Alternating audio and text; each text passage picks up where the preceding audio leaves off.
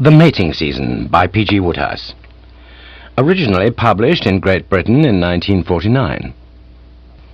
This book is read by Frederick Davidson.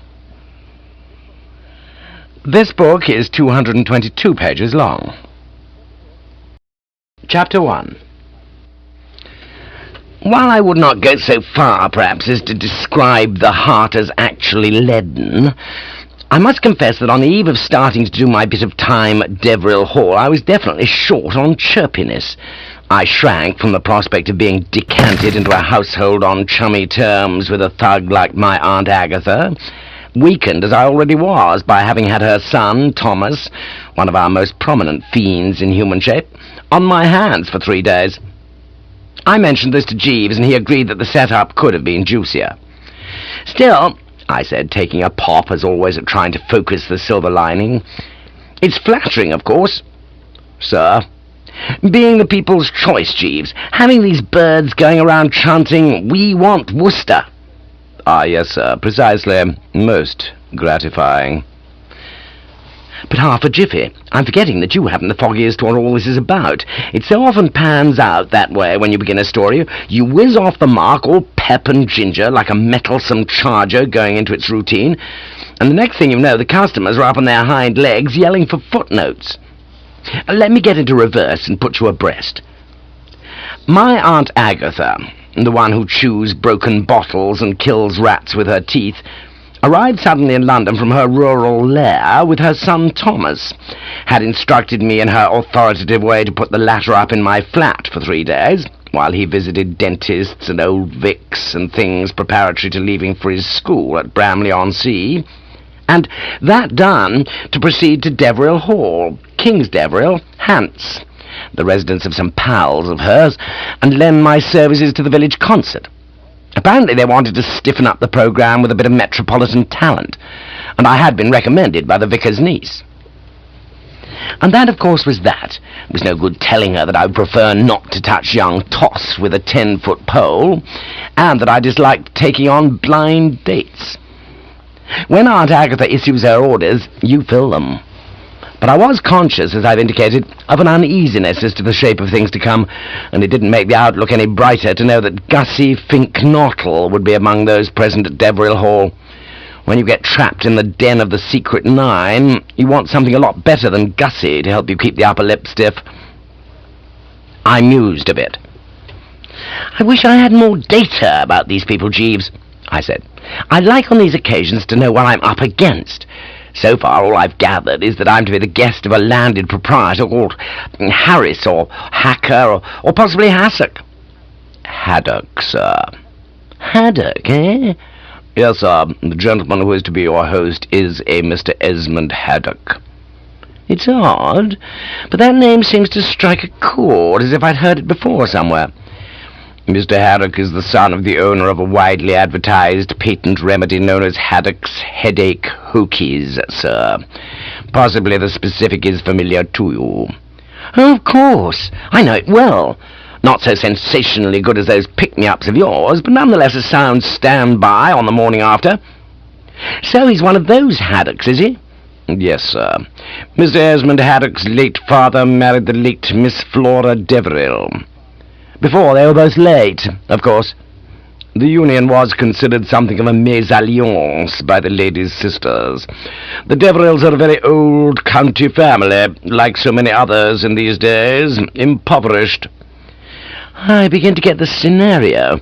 Haddock, though not as posh as he might be on the father's side, foots the weekly bills? Yes, sir. Well, no doubt he can afford to. There's gold in them there hokies, Jeeves.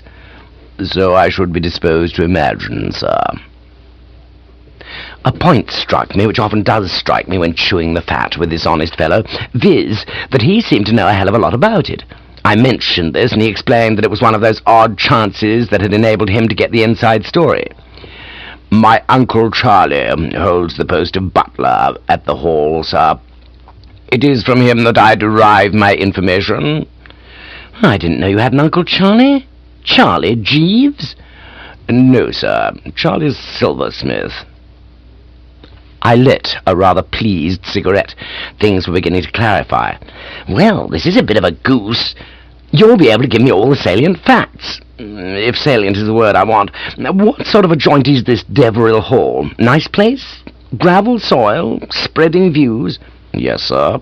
"Good catering?" "Yes, sir." And touching on the personnel, would there be a Mrs. Haddock?" "No, sir, the young gentleman is unmarried. He resides at the Hall with his 5 aunts." "5?" "Yes, sir, the Mrs. Charlotte, Emmeline, Harriet, and Myrtle Deveril, and Dame Daphne Winkworth, relict of the late P.B. Winkworth, the historian.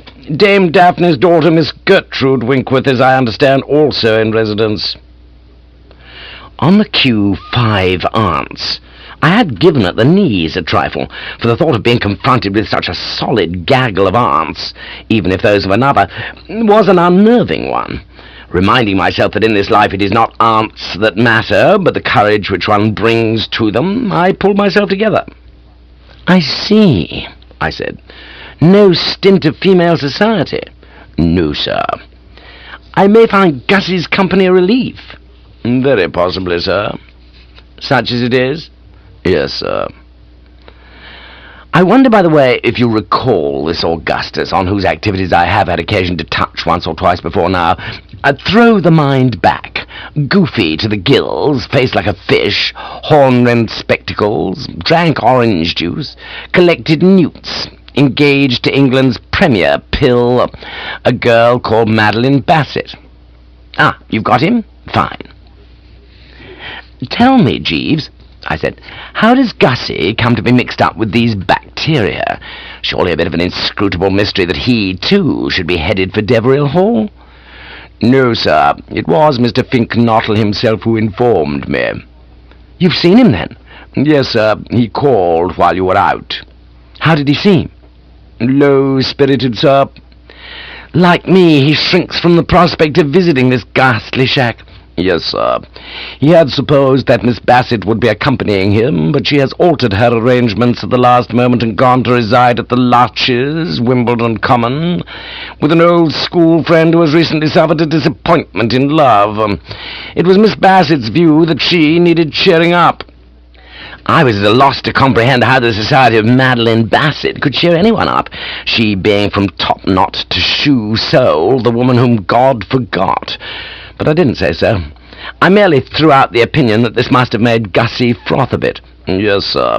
He expressed annoyance at the change of plan. Indeed, I gathered from his remarks, for he was kind enough to confide in me, that there has resulted a certain coolness between himself and Miss Bassett." "Gosh!" I said. And I'll tell you why I goshed. If you remember Gussie Fink-Nottle, you will probably also remember the chain of circumstances which led up, if chains do lead up, to this frightful Bassett getting the impression firmly fixed in her woolen head that Bertram Wooster was pining away for love of her. I won't go into details now, but it was her conviction that if ever she felt like severing relations with Gussie, she had only to send out a hurry call for me, and I would come racing round, all ready to buy the license and start ordering the wedding cake. So, knowing my view regarding this Bassett, M., you will readily understand why this stuff about coolnesses drew a startled gosh from me. The thought of my peril had never left me, and I wasn't going to be really easy in my mind till these two were actually centre-isling. Only when the clergyman had definitely pronounced sentence would Bertram start to breathe freely again. "Oh, well," I said, hoping for the best. "Just a lover's tiff, no doubt. Always happening, these lover's tiffs. Probably by this time a complete reconciliation has been effected, and the laughing love god is sweating away at the old stand once more with knobs on. Ha!" I proceeded, as the front door bell tootled. "Someone waits without. If it's young Toss, tell him that I shall expect him to be in readiness, all clean and rosy, at 7:45 tonight to accompany me to the performance of King Lear at the Old Vic. And it's no good him trying to do a sneak. His mother said he'd got to go to the Old Vic, and he's jolly well going." "I think it is more probable that it is Mr. Pirbright, sir." "Old cat's meat? What makes you think that?" "He also called during our absence and indicated that he would return later. He was accompanied by his sister, Miss Pirbright." Good Lord, really? Corky? I thought she was in Hollywood. I understand that she has returned to England for a vacation, sir. Did you give her tea? Yes, sir. Master Thomas played host. Miss Pirbright took the young gentleman off subsequently to see a picture. Oh, I wish I hadn't missed her. I haven't seen Corky for ages. Was she all right? Yes, sir. And Catsmeat? How was he? Low-spirited, sir.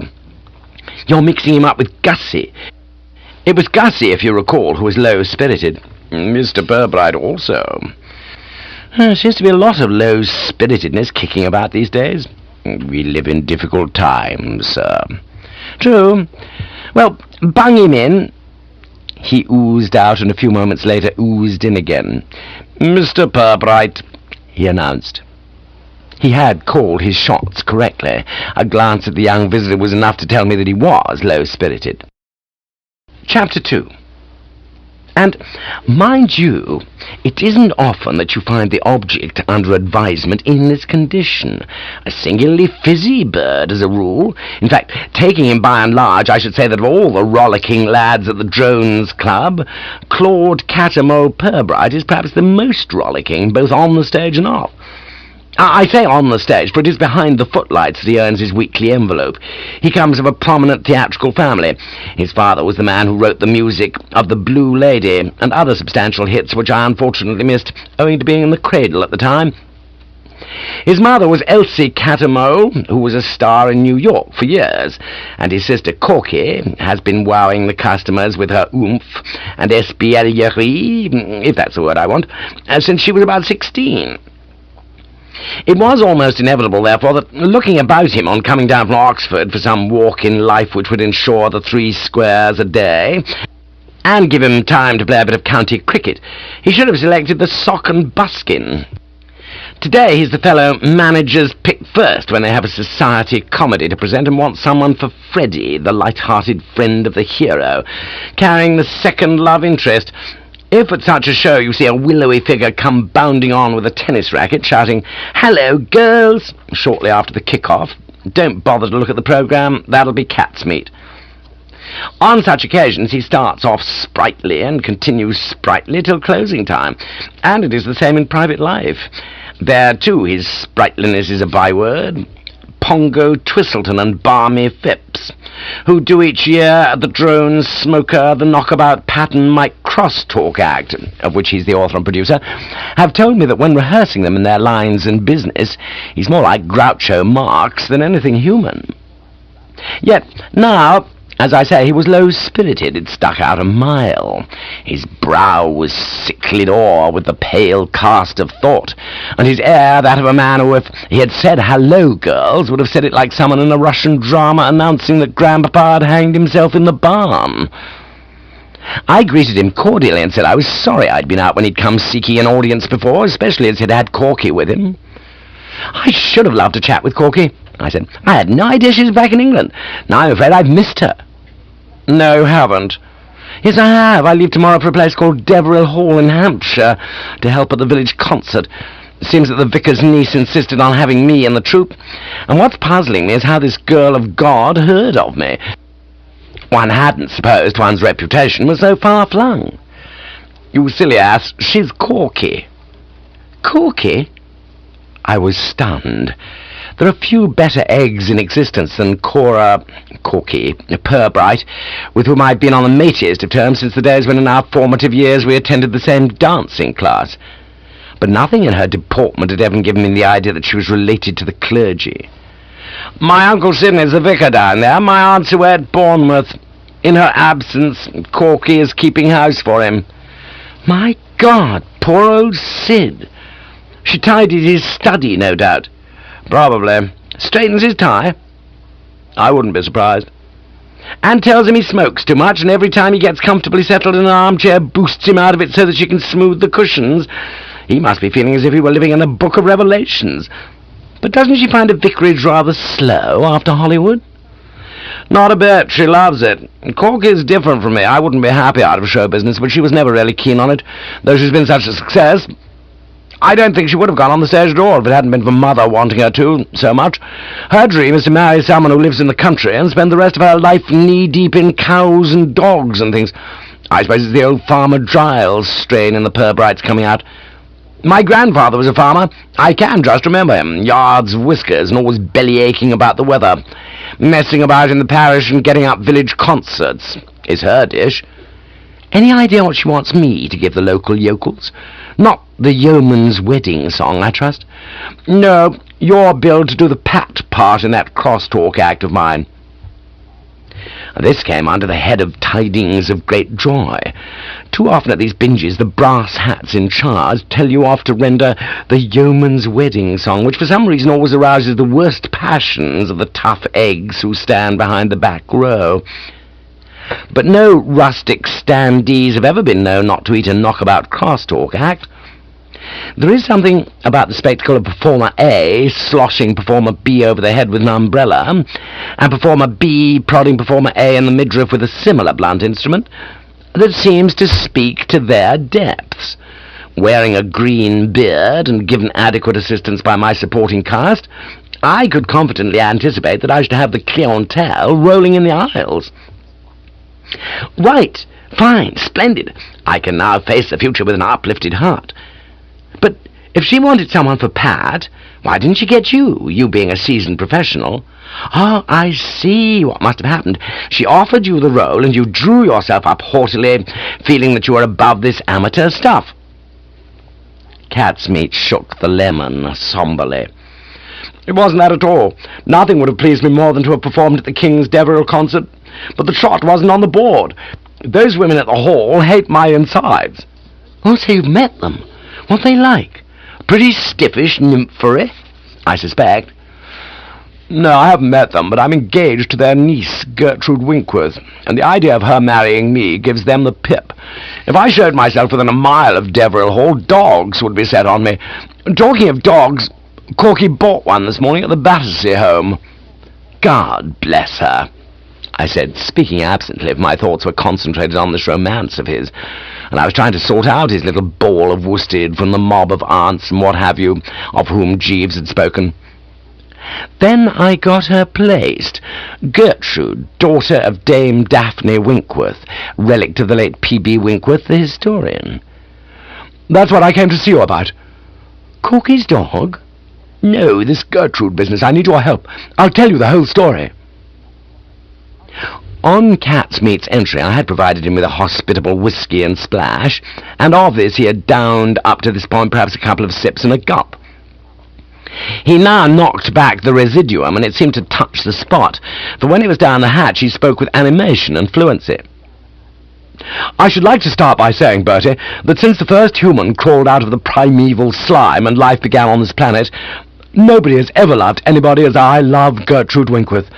I mention this because I want you to realize that what you're sitting in on is not one of those light summer flirtations, but the real West End stuff.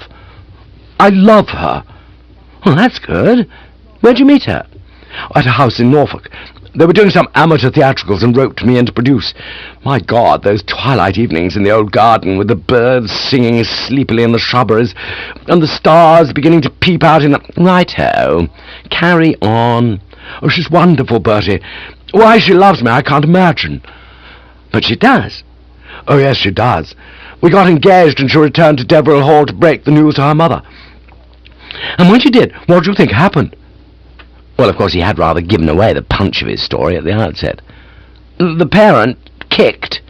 She let out a yell you could have heard at Basingstoke. Basingstoke being about 20 miles away as the crow flies. I know Basingstoke, bless my soul, yes. Know it well. I've stayed there as a boy. An old nurse of mine used to live at Basingstoke in a semi-detached villa called Balmoral. Her name was Hogg, oddly enough. Nurse Hogg, she suffered from hiccups. Catsmeat's manner became a bit tense. He looked like a village standee hearing the yeoman's wedding song. Listen, Bertie, he said, suppose we don't talk about Basingstoke or about your nurse either. To hell with Basingstoke and to hell with your ruddy nurse, too. Where was I? We broke off at the point where Dame Daphne Winkworth was letting out a yell. That's right. Her sisters, when informed that Gertrude was proposing to marry the brother of the Miss Pirbright down at the vicarage, and that this brother was an actor by profession, also let out yells. I toyed with the idea of asking if these two could have been heard at Basingstoke, but wiser counsels prevailed. They don't like Corky, and they don't like actors. In their young days, in the reign of Queen Elizabeth, actors were looked on as rogues and vagabonds, and they can't get it into their nuts that the modern actor is a substantial citizen who makes his 60 quid a week and salts most of it away in sound government securities. Why, dash it, if I could think of some way of doing down the income tax people, I should be a rich man. You don't know of a way of doing down the income tax people, do you, Bertie? Sorry, no. I doubt if even Jeeves does. So, you got the bird? Yes, I had a sad letter from Gertrude saying no dice. You may ask, why don't we elope? Well, I was just going to. I couldn't swing it. She fears her mother's wrath. A tough character, this mother? Of the toughest. She used to be headmistress of a big girls' school. Gertrude was a member of the chain gang and has never got over it. No, elopements seem to be out. And here's the snag, Bertie. Corky has wangled a contract for me with her studio in Hollywood, and I may have to sail at any moment. It's a frightful situation. I was silent for a moment. I was trying to remember something I'd read somewhere about something not quenching something, but I couldn't get at it. However, the general idea was that if a girl loves you and you are compelled to leave her in storage for a while, she will wait for you. So I put this point, and he said that was all very well, but I didn't know all. The plot, he assured me, was about to thicken. We now come, he said, to the hellhound haddock, and this is where I want you to rally round, Bertie. I said I didn't get the gist, and he said, of course I didn't get the damned gist, but couldn't I wait half a second, blast me, and give him a chance to explain? And I said, oh, rather, certainly. Haddock, said Catsmeat, speaking between clenched teeth and exhibiting other signs of emotion. Haddock, the home wrecker. Do you know anything about this grade A louse, Bertie? Well, only that his late father was the proprietor of those headache hokies, and left him enough money to sink a ship. I'm not suggesting, of course, that Gertrude would marry him for his money. She would scorn such raw work. But in addition to having more cash than you could shake a stick at, he's a sort of Greek god in appearance and extremely magnetic. So Gertrude says. And what is more, I gather from her letters that pressure is being brought to bear on her by the family, and you can imagine what the pressure of a mother and 4 aunts is like. I began to grasp the trend. You mean Haddock is trying to move in? Gertrude writes that he's giving her the rush of a lifetime, and this will show you the sort of flitting and sipping butterfly the hound is. It's only a short while ago that he was giving Corky a similar rush. Ask her when you see her, but tactfully, because she's as sore as a gumboil about it. I tell you, the man is a public menace. He ought to be kept on a chain in the interests of pure womanhood. But we'll fix him, won't we? Will we? You bet we will. Here's what I want you to do. You'll agree that even a fellow like Esmond Haddock, who appears to be the nearest thing yet discovered to South American Joe, couldn't press his foul suit in front of you. You mean he would need privacy? Exactly. So the moment you're inside Deverill Hall, start busting up his sinister game. Be always at Gertrude's side. Stick to her like glue. See that he doesn't get her alone in the rose garden. If a visit to the rose garden is mooted, include yourself in. You follow me, Bertie? I follow you, yes, I said, a little dubiously. What you have in mind is something on the lines of Mary's Lamb. I don't know if you happen to know the poem. I used to recite it as a child, but broadly the nub was that Mary had a little lamb with fleeces white as snow, and everywhere that Mary went, the lamb was sure to go. You want me to model my technique on that of Mary's Lamb? That's it. Be on the alert every second, for the peril is frightful. Well, to give you some idea, his most recent suggestion is that Gertrude and he shall take sandwiches one of these mornings and ride out to a place about 15 miles away, where there are cliffs and things. And do you know what he plans to do when they get there? Show her the Lover's Leap. Oh, yes? Well, don't say, oh, yes, in that casual way. Think, man. 15 miles there, then the Lover's Leap, then 15 miles back. The imagination reels at the thought of what excesses a fellow like Esmond Haddock may commit on a 30-mile ride with a Lover's Leap thrown in halfway. I don't know what day the expedition is planned for, but whenever it is, you must be with it from start to finish. If possible, riding between them. And for God's sake, don't take your eye off him for an instant at the Lover's Leap. That will be the danger spot. If you notice the slightest disposition on his part, when at the Lover's Leap, to lean towards her and whisper in her ear, break up the act like lightning. I'm relying on you, Bertie. My life's happiness depends on you. Well, of course, if a man you've been at private school, public school, and Oxford with says he's relying on you, you have no option but to let yourself be relied on. To say that the assignment was one I liked would be overstating the facts, but I right-hoed, and he grasped my hand and said that if there were more fellows like me in it, the world would be a better place, a view which differed sharply from that of my Aunt Agatha, and one which I had a hunch was going to differ sharply from that of Esmond Haddock. There might be those at Deverell Hall who would come to love Bertram, but my bet was that E. Haddock's name would not be on the roster. Well, you've certainly eased my mind, said Catsmeat, having released the hand and then re-grabbed and re-squeezed it. Knowing that you're on the spot, working like a beaver in my interests, will mean everything.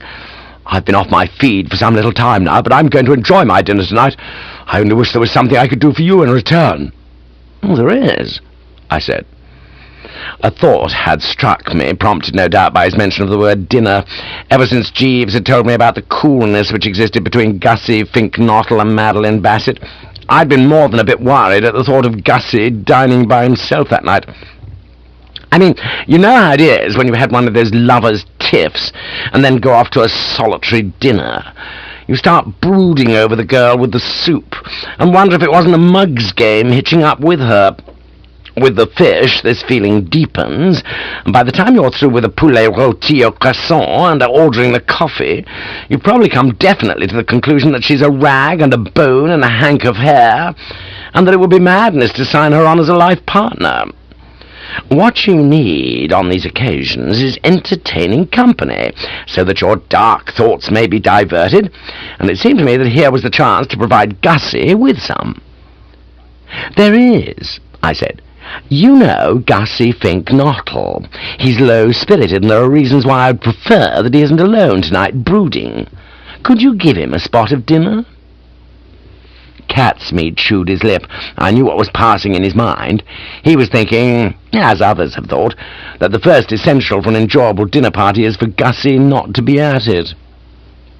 Give Gussie Fink-Nottle dinner? That's right. Why don't you? My Aunt Agatha wants me to take her son Thomas to the Old Vic. Give it a miss. I can't. I should never hear the last of it. Well, all right. Heaven bless you, Catsmeat, I said.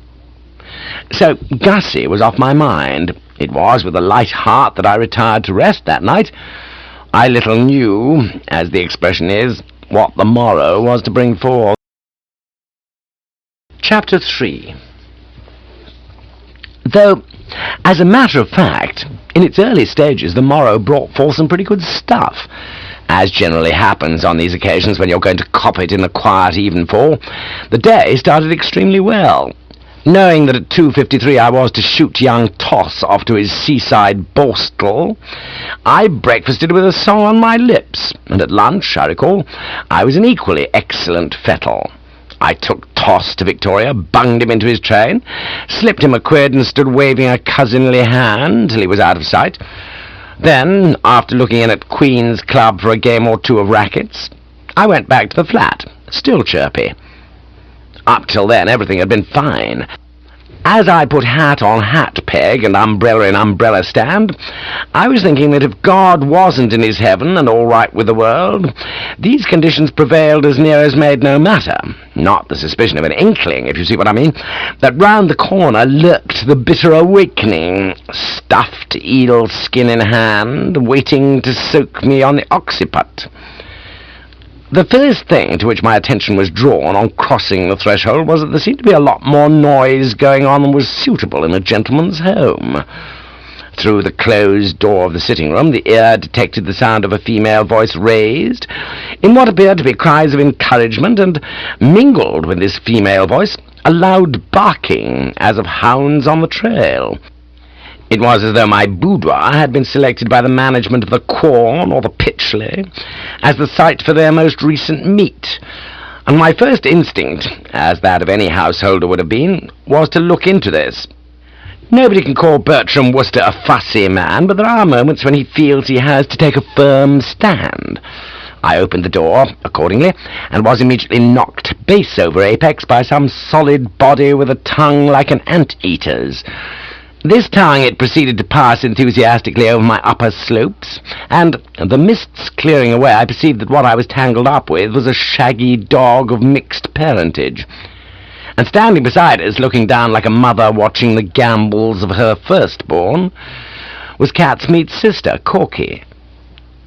"Isn't he a lamb?" she said. "Isn't he an absolute seraph?" I was not able wholly to subscribe to this view. The animal appeared to have an agreeable disposition, and to have taken an immediate fancy to me, but physically it was no beauty prize winner. It looked like Boris Karloff made up for something. Corky, on the other hand, as always, distinctly took the eye. 2 years in Hollywood had left her even easier to look at than when last seen around these parts. This young prune is one of those lissom girls of medium height, constructed on the lines of Gertrude Lawrence, and her map had always been worth more than a passing glance. In repose it has a sort of meditative expression, as if she were a pure white soul thinking beautiful thoughts, and when animated, so dashed animated that it boosts the morale just to look at her. Her eyes are a kind of browny hazel, and her hair rather along the same lines. The general effect is of an angel who eats lots of yeast.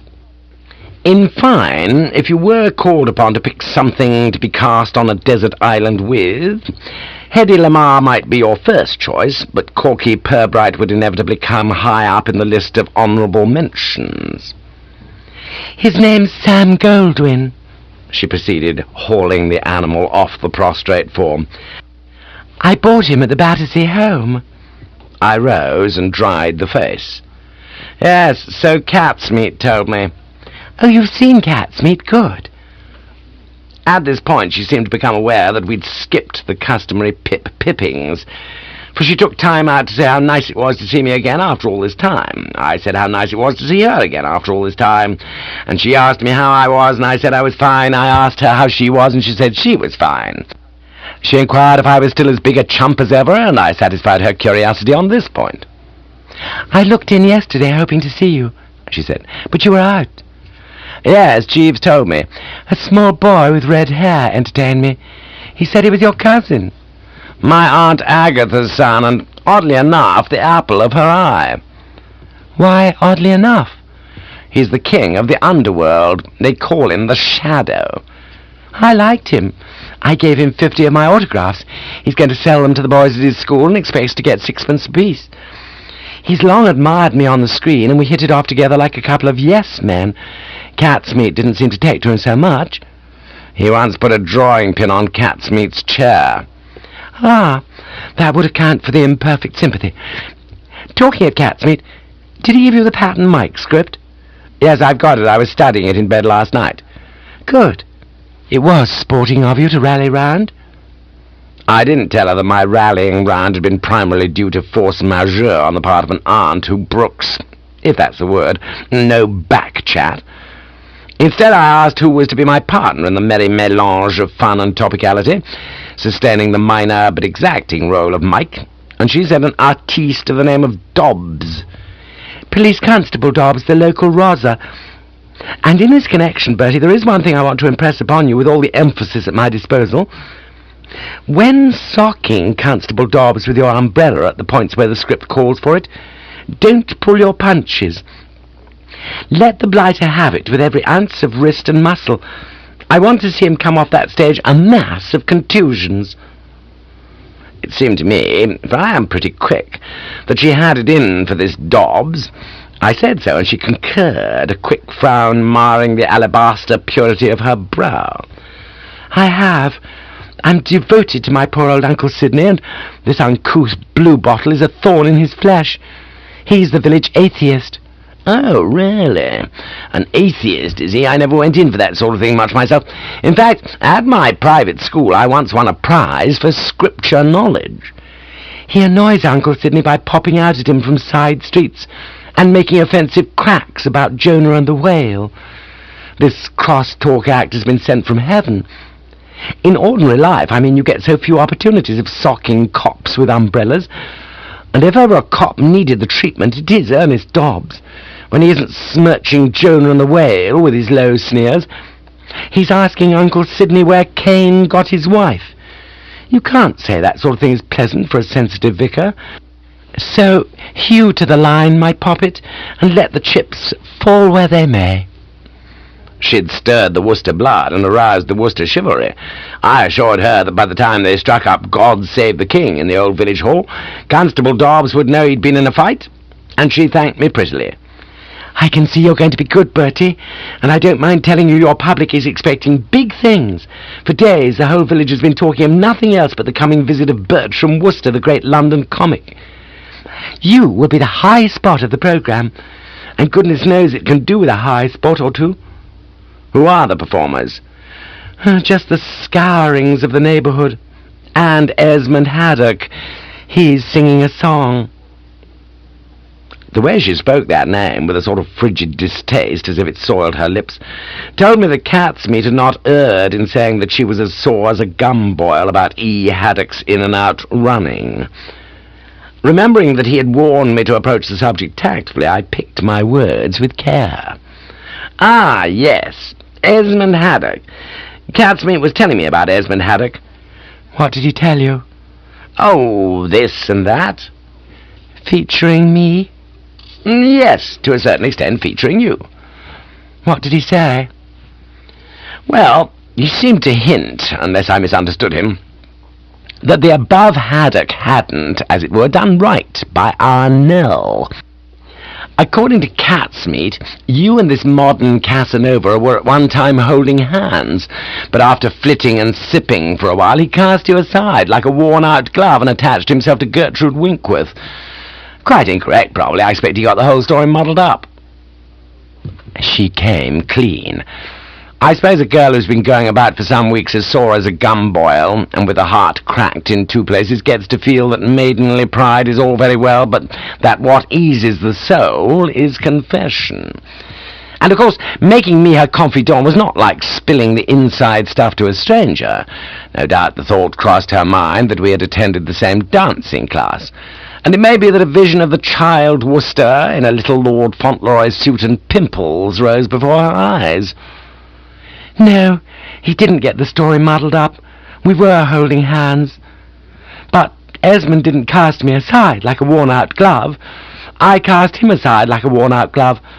I told him I wouldn't have any more to do with him unless he asserted himself and stopped crawling to those aunts of his. He crawls to his aunts, does he? Yes, the worm. I could not pass this. Better men than Esmond Haddock have crawled to their aunts, and I said so. But she didn't seem to be listening. Girls seldom do listen to me, I've noticed. Her face was drawn, and her eyes had a misty look. The lips, I observed, were a quiver. I oughtn't to call him a worm. It's not his fault, really. They brought him up from the time he was 6, oppressing him daily, and it's difficult for him to cast off the shackles, I suppose. I'm very sorry for him, but there's a limit. When it came to being scared to tell them we were engaged, I put my foot down. I said he'd got to tell them, and he turned green and said, oh, he couldn't, and I said, all right then, let's call the whole thing off, and I haven't spoken to him since except to ask him to sing this song at the concert. And the unfortunate part of it all is, Bertie, that I'm crazier about him than ever. Just to think of him makes me want to howl and chew the carpet. At this point she buried her face in Sam Goldwyn's coat, ostensibly by way of showing a proprietress's affection, but really I could see being shrewd in order to dry the starting tears. Personally, for the animal niffed to heaven, I would have preferred to use my cambric handkerchief, but girls will be girls. Oh, well, she said, coming to the surface again. It was a bit difficult to know how to carry on. there, little woman might have gone well, or it might not. After thinking it over for a moment, I too-badded. "Oh, it's all right," she said, stiffening the upper lip. "Just one of those things.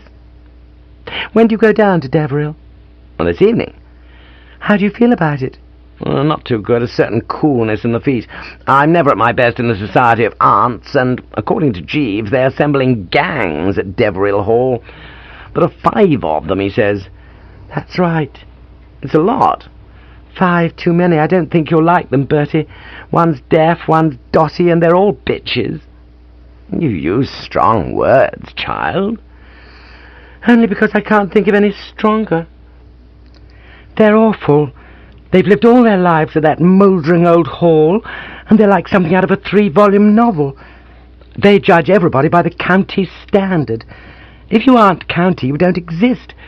I believe they swooned for weeks when their sister married Esmond's father. Yes, Jeeves rather suggested that in their opinion he soiled the escutcheon. Nothing to the way I would have soiled it. Being in Pix, I'm the Scarlet Woman.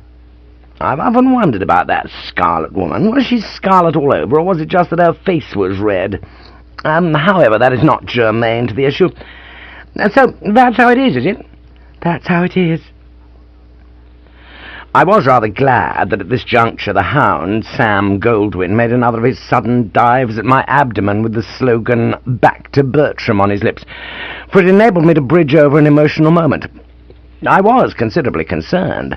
What was to be done about it I didn't know, but there was no gainsaying that when it came to making matrimonial plans, the Pirbrights were not a lucky family. Corky seemed to be feeling this too. "It would happen, wouldn't it?" she said. "That the only one of all the millions of men I've met that I've ever wanted to marry can't marry me because his aunts won't let him." It's tough on you," I agreed. "And just as tough on poor old Catsmeat. You wouldn't think, just seeing him around, that Catsmeat was the sort of man to break his heart over a girl, but he is. He's full of hidden depths, if you really know him. Gertrude means simply everything to him, and I doubt if she'll be able to hold out against a combination of Esmond and her mother, and the aunts." "Yes, he told me pressure was being applied." "How do you think he seemed?" "Low-spirited." "Yes, he's taking it hard," said Corky. Her face clouded. Catsmeat has always been her ewe lamb, if you understand what I mean by ewe lamb. It was plain that she mourned for him in spirit, and no doubt at this point we should have settled down to a long talk about his spot of bother, examining it from every angle and trying to decide what was to be done for the best, had not the door opened, and he blown in person. "Hello, Catsmeat," I said. "Hello, Catsmeat, darling," said Corky. "Hello," said Catsmeat. I looked at Corky, she looked at me. I rather think we pursed our lips, and, speaking for myself, I know I raised my eyebrows, for the demeanour of this Pirbright was that of a man who has abandoned hope, and the voice in which he had said hello had been to all intents and purposes a voice from the tomb. The whole set-up, in short, such as to occasion pity and terror in the bosoms of those who wished him well. He sank into a chair and closed his eyes, and for some moments remained motionless. Then, as if a bomb had suddenly exploded inside the bean, he shot up with a stifled cry, clasping his temples, and I began to see daylight. His deportment, so plainly that of a man aware that only prompt action in the nick of time has prevented his head splitting in half, told me that we'd been mistaken in supposing that this living corpse had got that way purely through disappointed love. I touched the bell, and Jeeves appeared. "One of your special morning afters, if you please, Jeeves." "Very good, sir."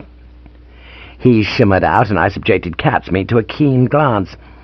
I am told by those who know that there are 6 varieties of hangover: the broken compass, the sewing machine, the comet, the atomic, the cement mixer, and the gremlin boogie, and his manner suggested that he'd got them all.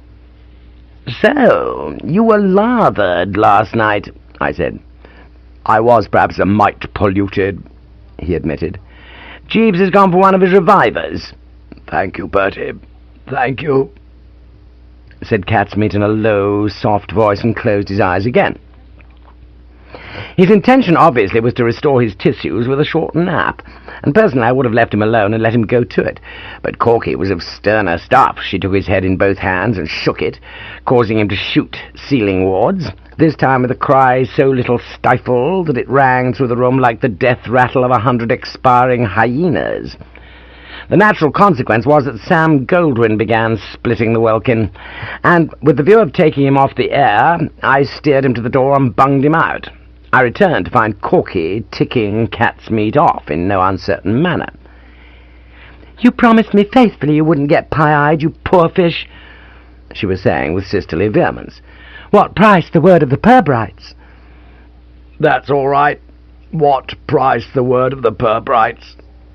retorted cat's meat with some spirit. "When I gave the word of the Purbrights that I wouldn't get pie-eyed, I didn't know I should be dining with Gussie Finknottle. Bertie will bear me out that it is not humanly possible to get through an evening alone with Gussie without large quantities of stimulants." I nodded. "He's quite right," I said. "Even at the peak of his form, Gussie isn't everybody's dream comrade, and last night I should imagine he was low-spirited." "Very low-spirited," said Catsmeat. "In my early touring days I've sometimes arrived at Southport on a rainy Sunday morning. Gussie gave me that same sense of hopeless desolation. He sat there with his lower jaw drooping, goggling at me like a codfish. Gussie," I explained to Corky, "has had a lover's tiff with his betrothed." Until after a bit I saw that there was only one thing to be done if I was to survive the ordeal.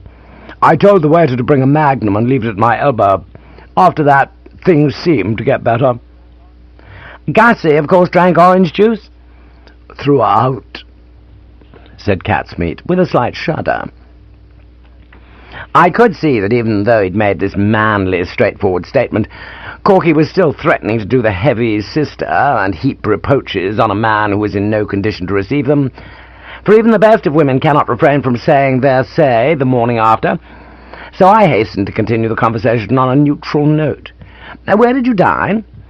"At the Dorchester." "Go anywhere after dinner?" "Oh, yes." "Where?" "Oh, hither and thither. East Dulwich, Ponders End, Limehouse." "Why Limehouse?" "Well, I'd always wanted to see it, and I may have had some idea of comparing its blues with mine. As to East Dulwich and Ponders End, I'm not sure. Perhaps I heard someone recommend them, or possibly I just felt that the thing to do was to get about and see fresh faces. I had chartered a taxi for the evening, and we roamed around, taking in the sights. Eventually we fetched up in Trafalgar Square." "What time was this?" "About 5 in the morning. Have you ever been in Trafalgar Square at 5 in the morning? Very picturesque, that fountain in the first early light of the dawn. It was as we stood on its brink, with the sun just beginning to gild the housetops, that I got an idea, which I can now see, though it seemed a good one at the time. Was a mistake." "What was that?" "Well, it struck me as a possibility that there might be newts in the fountain, and knowing how keen Gussie is on newts, I advised him to wade in and hunt around." "With all his clothes on?" "Yes, he had his clothes on, I remember noticing." "But you can't go wading in the Trafalgar Square fountain with all your clothes on." "Yes, you can. Gussie did. My recollection of the thing is a trifle blurred, but I seem to recall that he took a bit of persuading." "Yes, I've got it now," said Catsmeat, brightening. "I told him to wade, and he wouldn't wade, and I said if he didn't wade, I would bean him with my Magnum, so he waded." "You still had the Magnum?" "Oh, this is another one which we'd picked up in Limehouse." "And Gussie waded?" "Yes, Gussie waded." "I wonder he wasn't pinched." "He was," said Catsmeat. "A cop came along and gaffed him, and this morning he was given 14 days without the option at Bosher Street Police Court." The door opened. Sam Goldwyn came bounding in and flung himself on my chest, as if we'd been a couple of lovers meeting at journey's end. He was followed by Jeeves, bearing a salver with a glass on it, containing one of his dynamite specials. Chapter 4. When I was a pie-faced lad of some 12 summers, doing my stretch at Malvern House, Bramley-on-Sea, the private school conducted by the Reverend Aubrey Upjohn, I remember hearing the Reverend Aubrey give the late Sir Philip Sidney a big build-up, because, when wounded at the Battle of Somewhere, and offered a quick one by a companion in arms, He told the chap who was setting them up to leave him out of that round and slip his spot to a nearby stretcher case, whose need was greater than his. This spirit of selfless sacrifice, said the Reverend Aubrey, was what he would like to see in you boys, particularly you, Wooster, and how many times have I told you not to gape at me in that half-witted way? Close your mouth, boy, and sit up. Well, if he'd been one of our little circle, he would have seen it now. My primary impulse was to charge across and grab that glass from that salver and lower it at a gulp, for if ever I needed a bracer, it was then.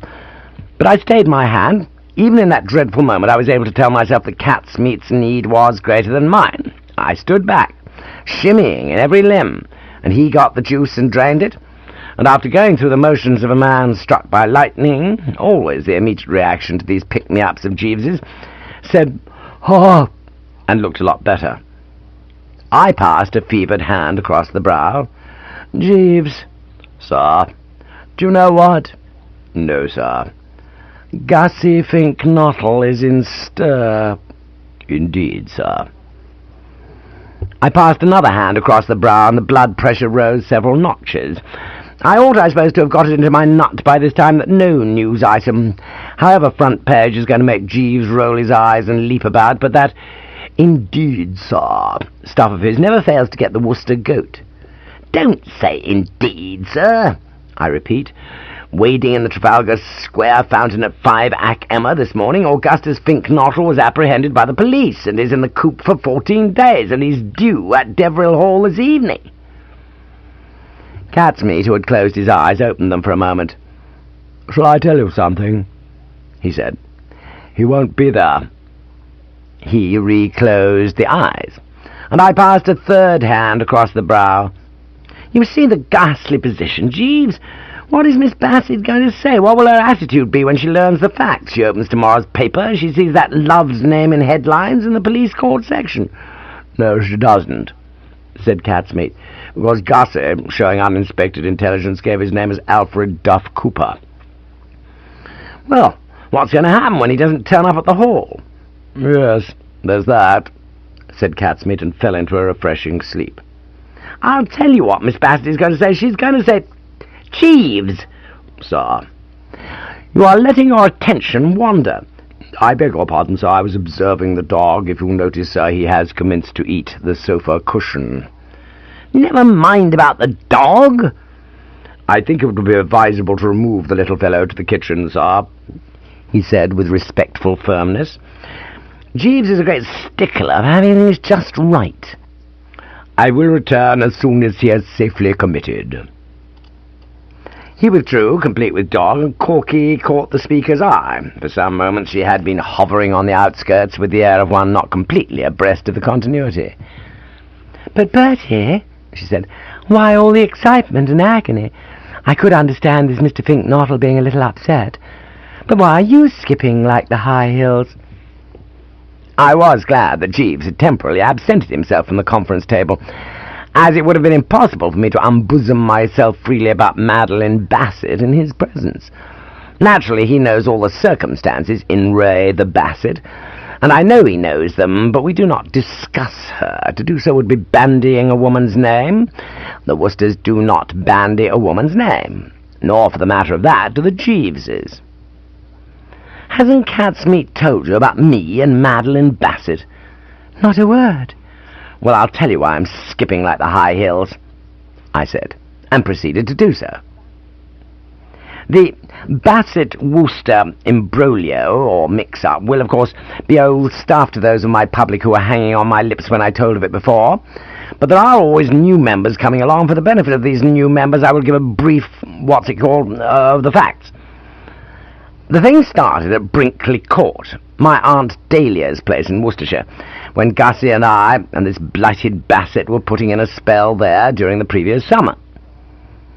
It was one of those cases you so often read about, where Bloke A loves a girl, but fears to speak, and a friend of his, Bloke B, out of the kindness of his heart, offers to pave the way for him with a few well-chosen words, completely overlooking, poor fathead, the fact that by doing so he will be sticking his neck out and simply asking for it. What I'm driving at is that Gussie, though very much under the influence, could not bring himself to start the necessary pourparlers, and like an ass I told him to leave this to me. And so, steering the girl out into the twilight one evening, I pulled some most injudicious stuff about there being hearts at Brinkley Court that ached for love of her. And the first thing I knew, she was saying that of course she'd guessed how I felt, for a girl always knows, doesn't she? But she was so sorry it could not be, for she was sold on Gussie. But, she went on, and it was this that had made Peril lurk ever since, if there should come a time when she found that Gussie was not the rare, stainless soul she thought him, she would hand him his hat and make me happy. And, as I've related elsewhere, there had been moments when it had been touch and go, notably on the occasion when Gussie got lit up like a candelabra, and in that condition presented the prizes to the young scholars of Market Snodsbury Grammar School. She had scratched his nomination then, though subsequently relenting, and it could not be that she would scratch it again, should she discover that the man on whom she looked as a purer, loftier spirit than other men had received an exemplary sentence for wading in the Trafalgar Square fountain. Nothing puts an idealistic girl off a fellow more than the news that he's doing 14 days in the jug. All this I explained to Corky, and she said yes, she saw what I meant. I see you do see what I mean. I shan't have a hope.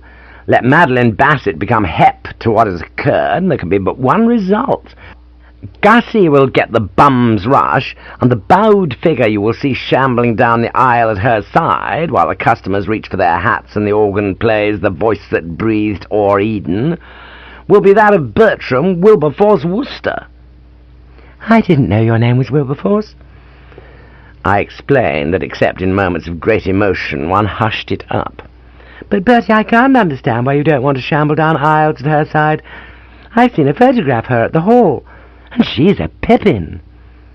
This is a very common error into which people fall who have never met Madeline Bassett but have only seen her photograph.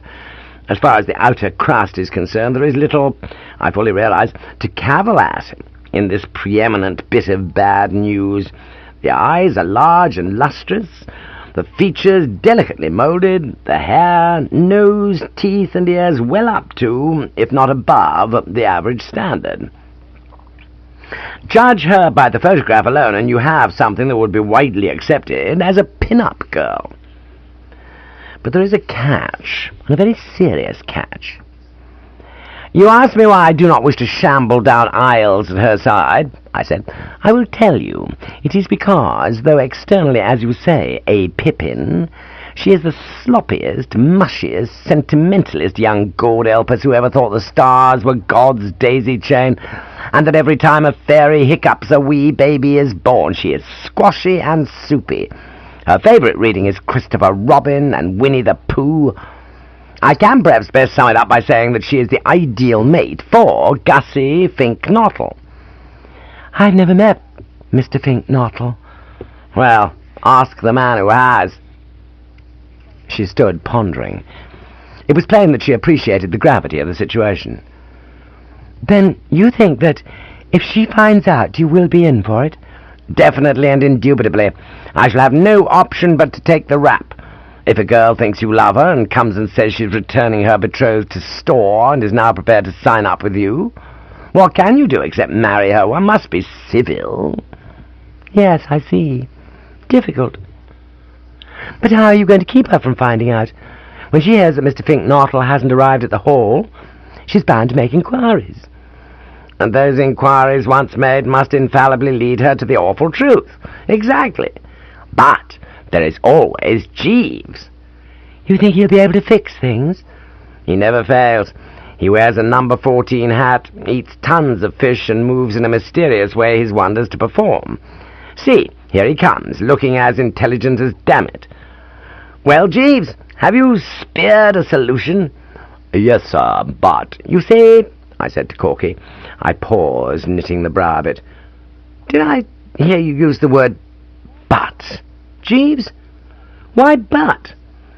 It is merely that I entertained a certain misgiving as to whether the solution which I am about to put forward would meet with your approval, sir. If it's a solution, that's all I want. Well, sir, to obviate the inquiries which would inevitably be set on foot, should Mr. Finknottle not present himself at Deverell Hall this evening, it would appear to be essential that a substitute purporting to be Mr. Finknottle should take his place. I reeled. You aren't suggesting that I should check in at this leper colony as Gussie? Unless you can persuade one of your friends to do so, sir. I laughed. One of those hollow, mirthless ones.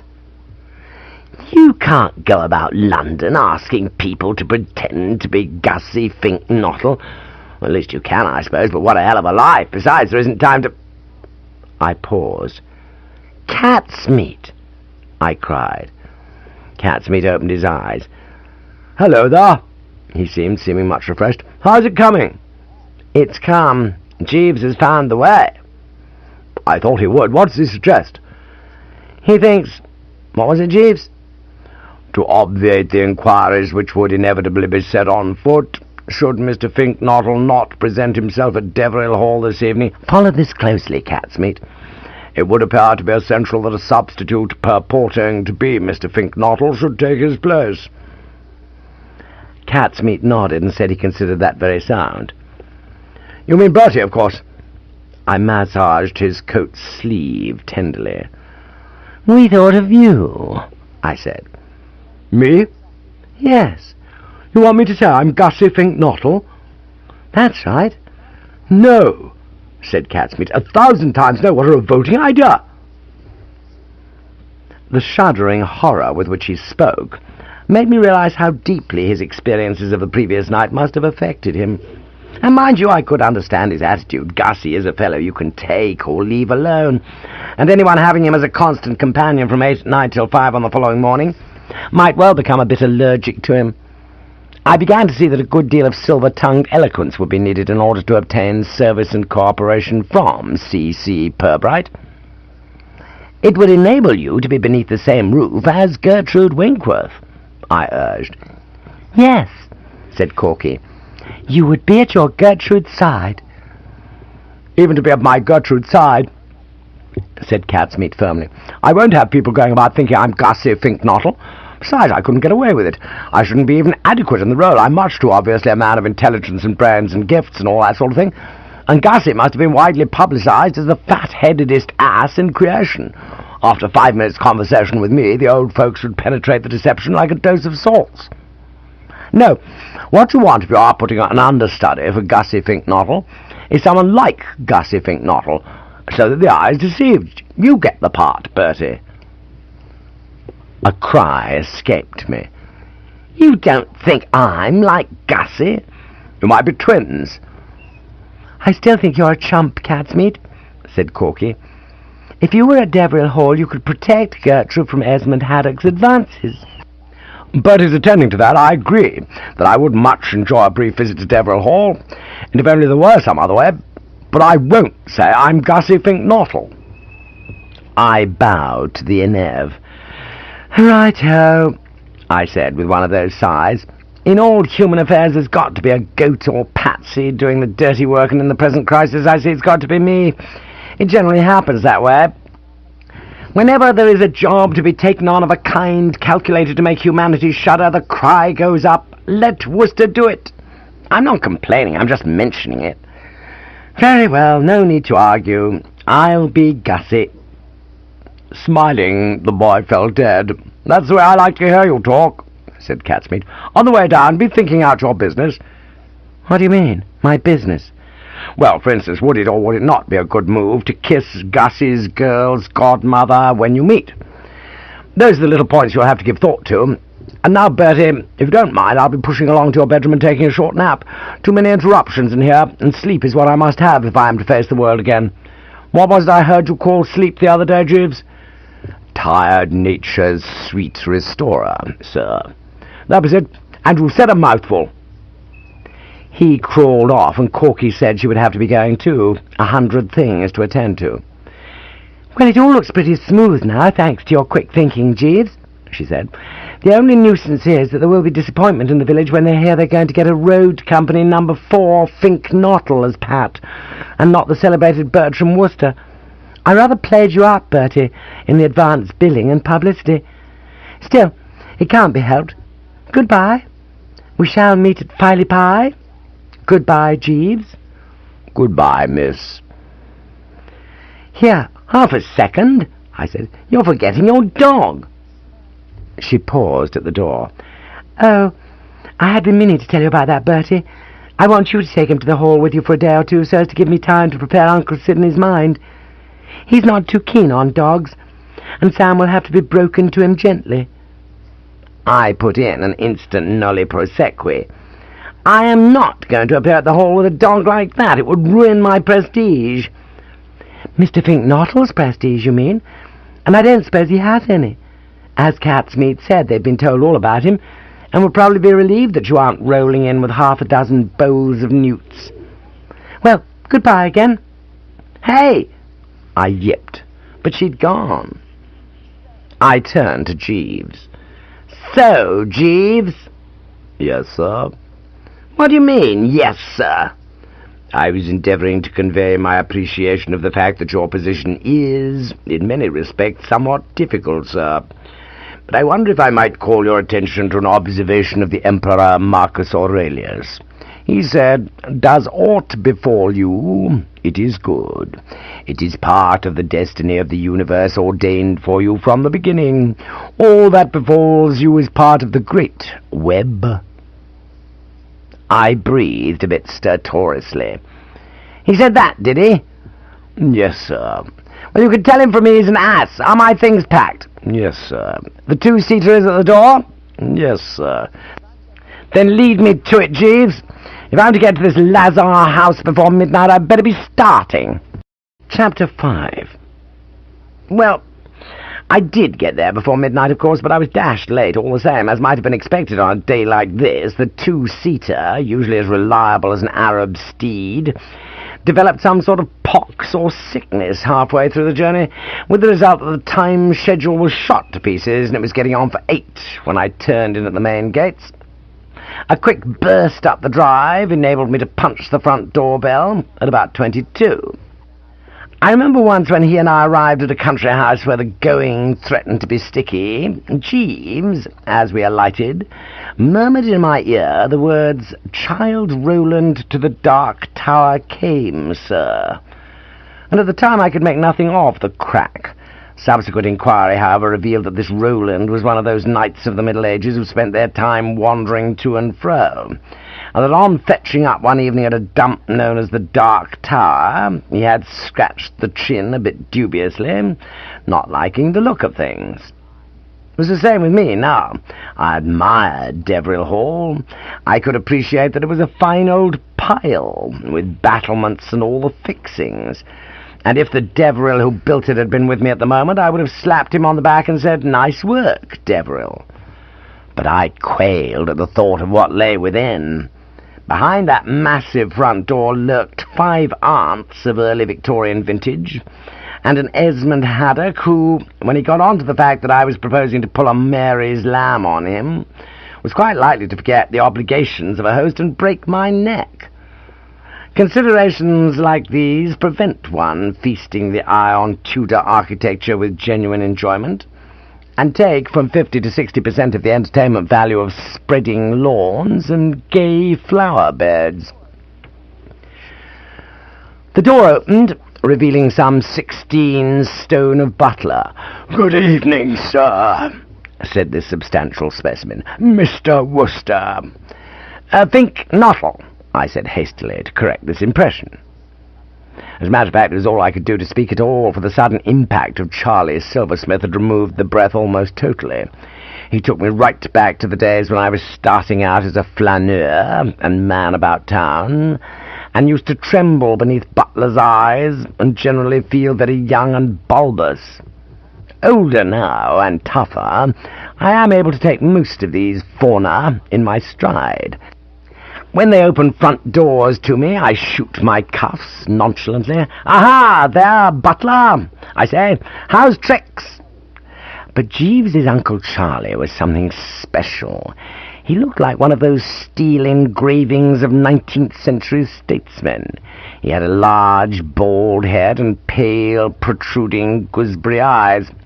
And those eyes, resting on mine, heightened the Dark Tower feeling considerably. The thought crossed my mind that if something like this had popped out at Childe Roland, he would have clapped spurs to his charger and been off like a jackrabbit.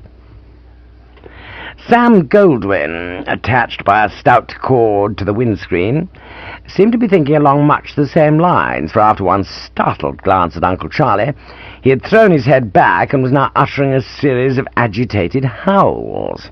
I sympathized with his distress. A South London dog belonging to the lower middle classes, or rather definitely of the people, I don't suppose he'd ever seen a butler before.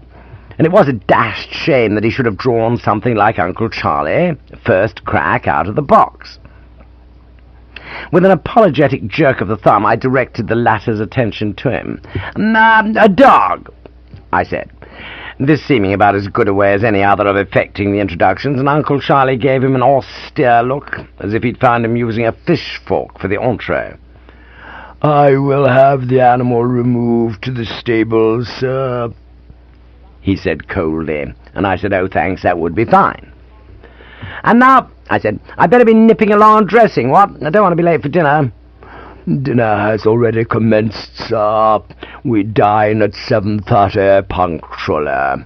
If you would care to wash your hands, sir." And he indicated a door to the left. In the circles in which I move, it is pretty generally recognized that I'm a resilient sort of bimbo, and in circumstances where others might crack beneath the strain, may frequently be seen rising on stepping stones of my dead self to higher things. Look in at the drones and ask the first fellow you meet, "Can the fine spirit of the Woosters be crushed?" And he will offer you attractive odds against such a contingency. "However tough the going," he will say, "and however numerous what are called the slings and arrows of outrageous fortune, you will still find Bertram in there, swinging." But I had never before been thrust into the position of having to say I was Gussie Fink Nottle, and slap on top of that of having to dine in a strange house without dressing. And I don't mind admitting that for an instant everything went black. It was a limp and tottering Bertram Wooster who soaped, rinsed, and dried the outlying portions, and followed Uncle Charlie to the dining-room. And what with the agony of feeling like a tramp cyclist and the embarrassment of having to bolt my rations with everybody, or so it seemed to my inflamed image, clicking their tongues and drumming on the table and saying to one another in undertones what a hell of a nuisance this hold-up was, because they wanted the next course to appear so that they could start digging and getting theirs, it was not for some time that I was sufficiently restored to be able to glance around the board and take a deco at the personnel. There had been introductions of a sort, of course. I seem to recall Uncle Charlie saying, "Mr. Finknottle," in reserved sort of voice, as if wishing to make it clear that it was no good blaming him. But they hadn't really registered. As far as the eye could reach, I found myself gazing on a surging sea of aunts. There were tall aunts, short aunts, stout aunts, thin aunts, and an aunt who was carrying on a conversation in a low voice to which nobody seemed to be paying the slightest attention. I was to learn later that this was Miss Emmeline Deveril's habitual practice, she being the aunt of whom Corky had spoken as the dotty one. From start to finish of every meal, she soliloquized.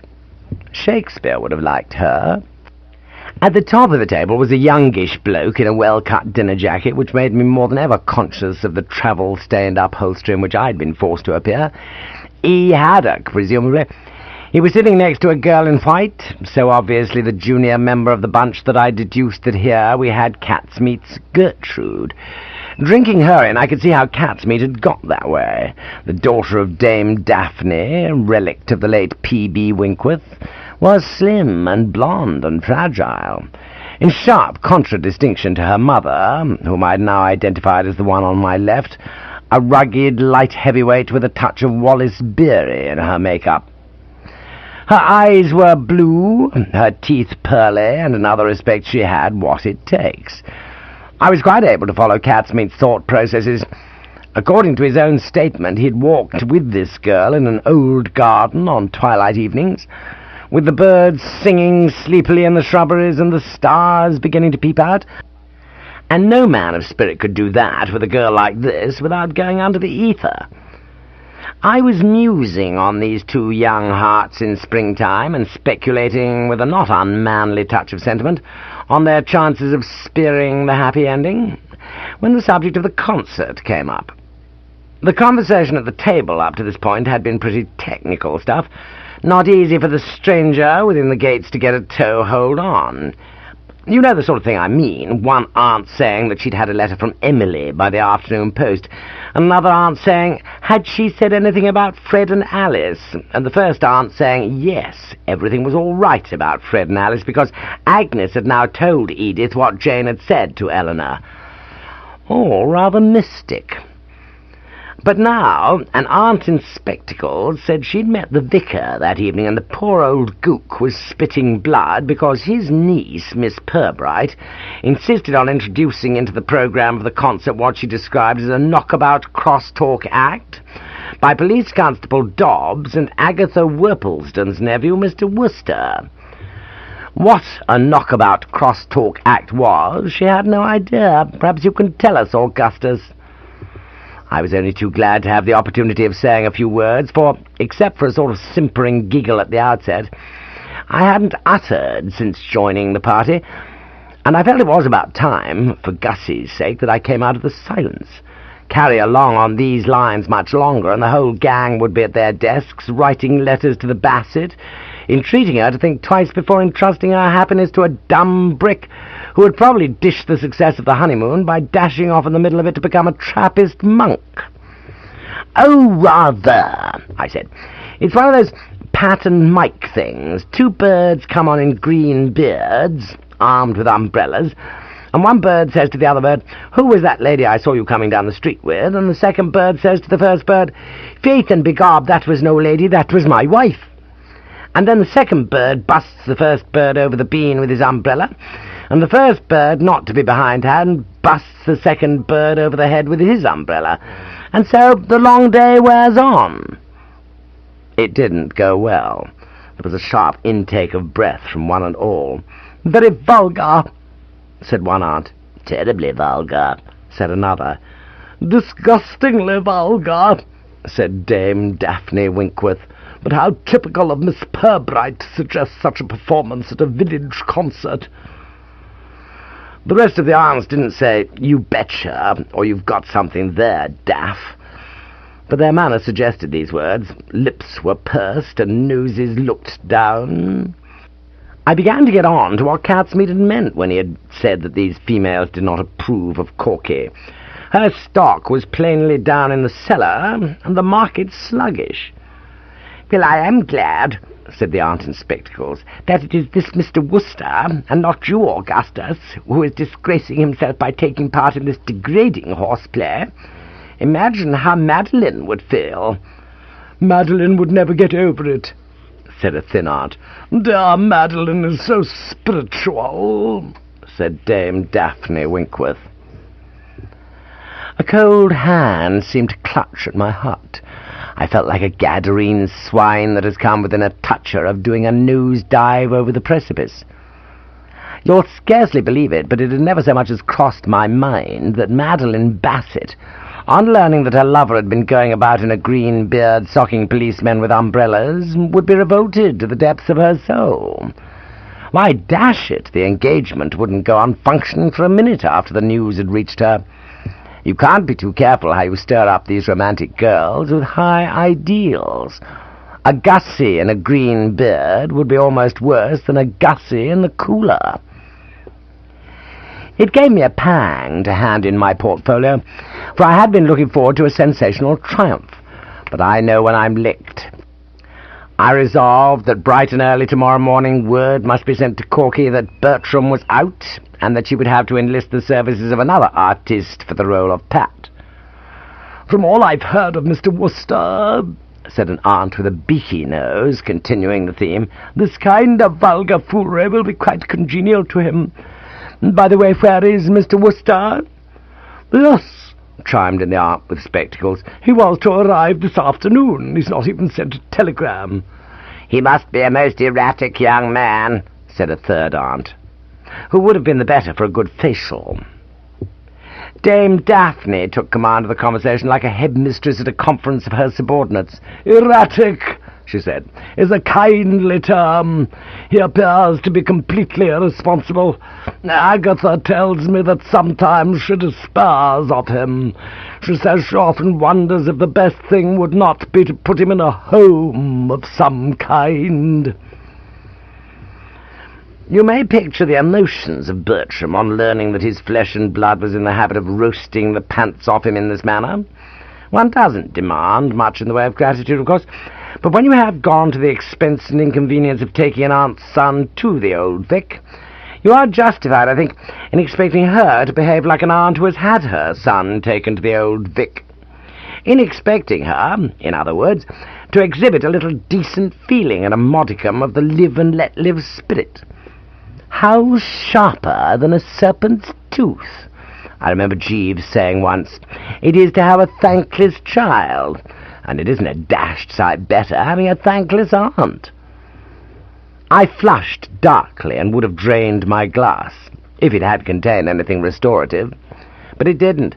Champagne of a sound vintage was flowing like water elsewhere, Uncle Charlie getting a stiff wrist pouring the stuff, but I, in deference to Gus's known tastes, had been served with that obscene beverage which was produced by putting half an orange on a squeezer and pushing. "There seems," proceeded Dame Daphne in a cold and disapproving voice, which in the old days she would have employed when rebuking Maud or Beatrice for smoking gaspers in the shrubbery, "to be no end to his escapades. It is not so long ago that he was arrested and fined for stealing a policeman's helmet in Piccadilly." I could put her straight there, and did so. That, I explained, was due to an unfortunate oversight. In pinching a policeman's helmet, as of course I don't need to tell you, it is essential before lifting to give a forward shove in order to detach the strap from the officer's chin. This Wooster omitted to do, with the result you have described. But I think you ought to take into consideration the fact that the incident occurred pretty late on boat race night, when the best of men are not quite themselves. Still, be that as it may, I said, quickly sensing that I had not got the sympathy of the audience, and adroitly changing the subject, I wonder if you know the one about the striptease dancer and the performing flea.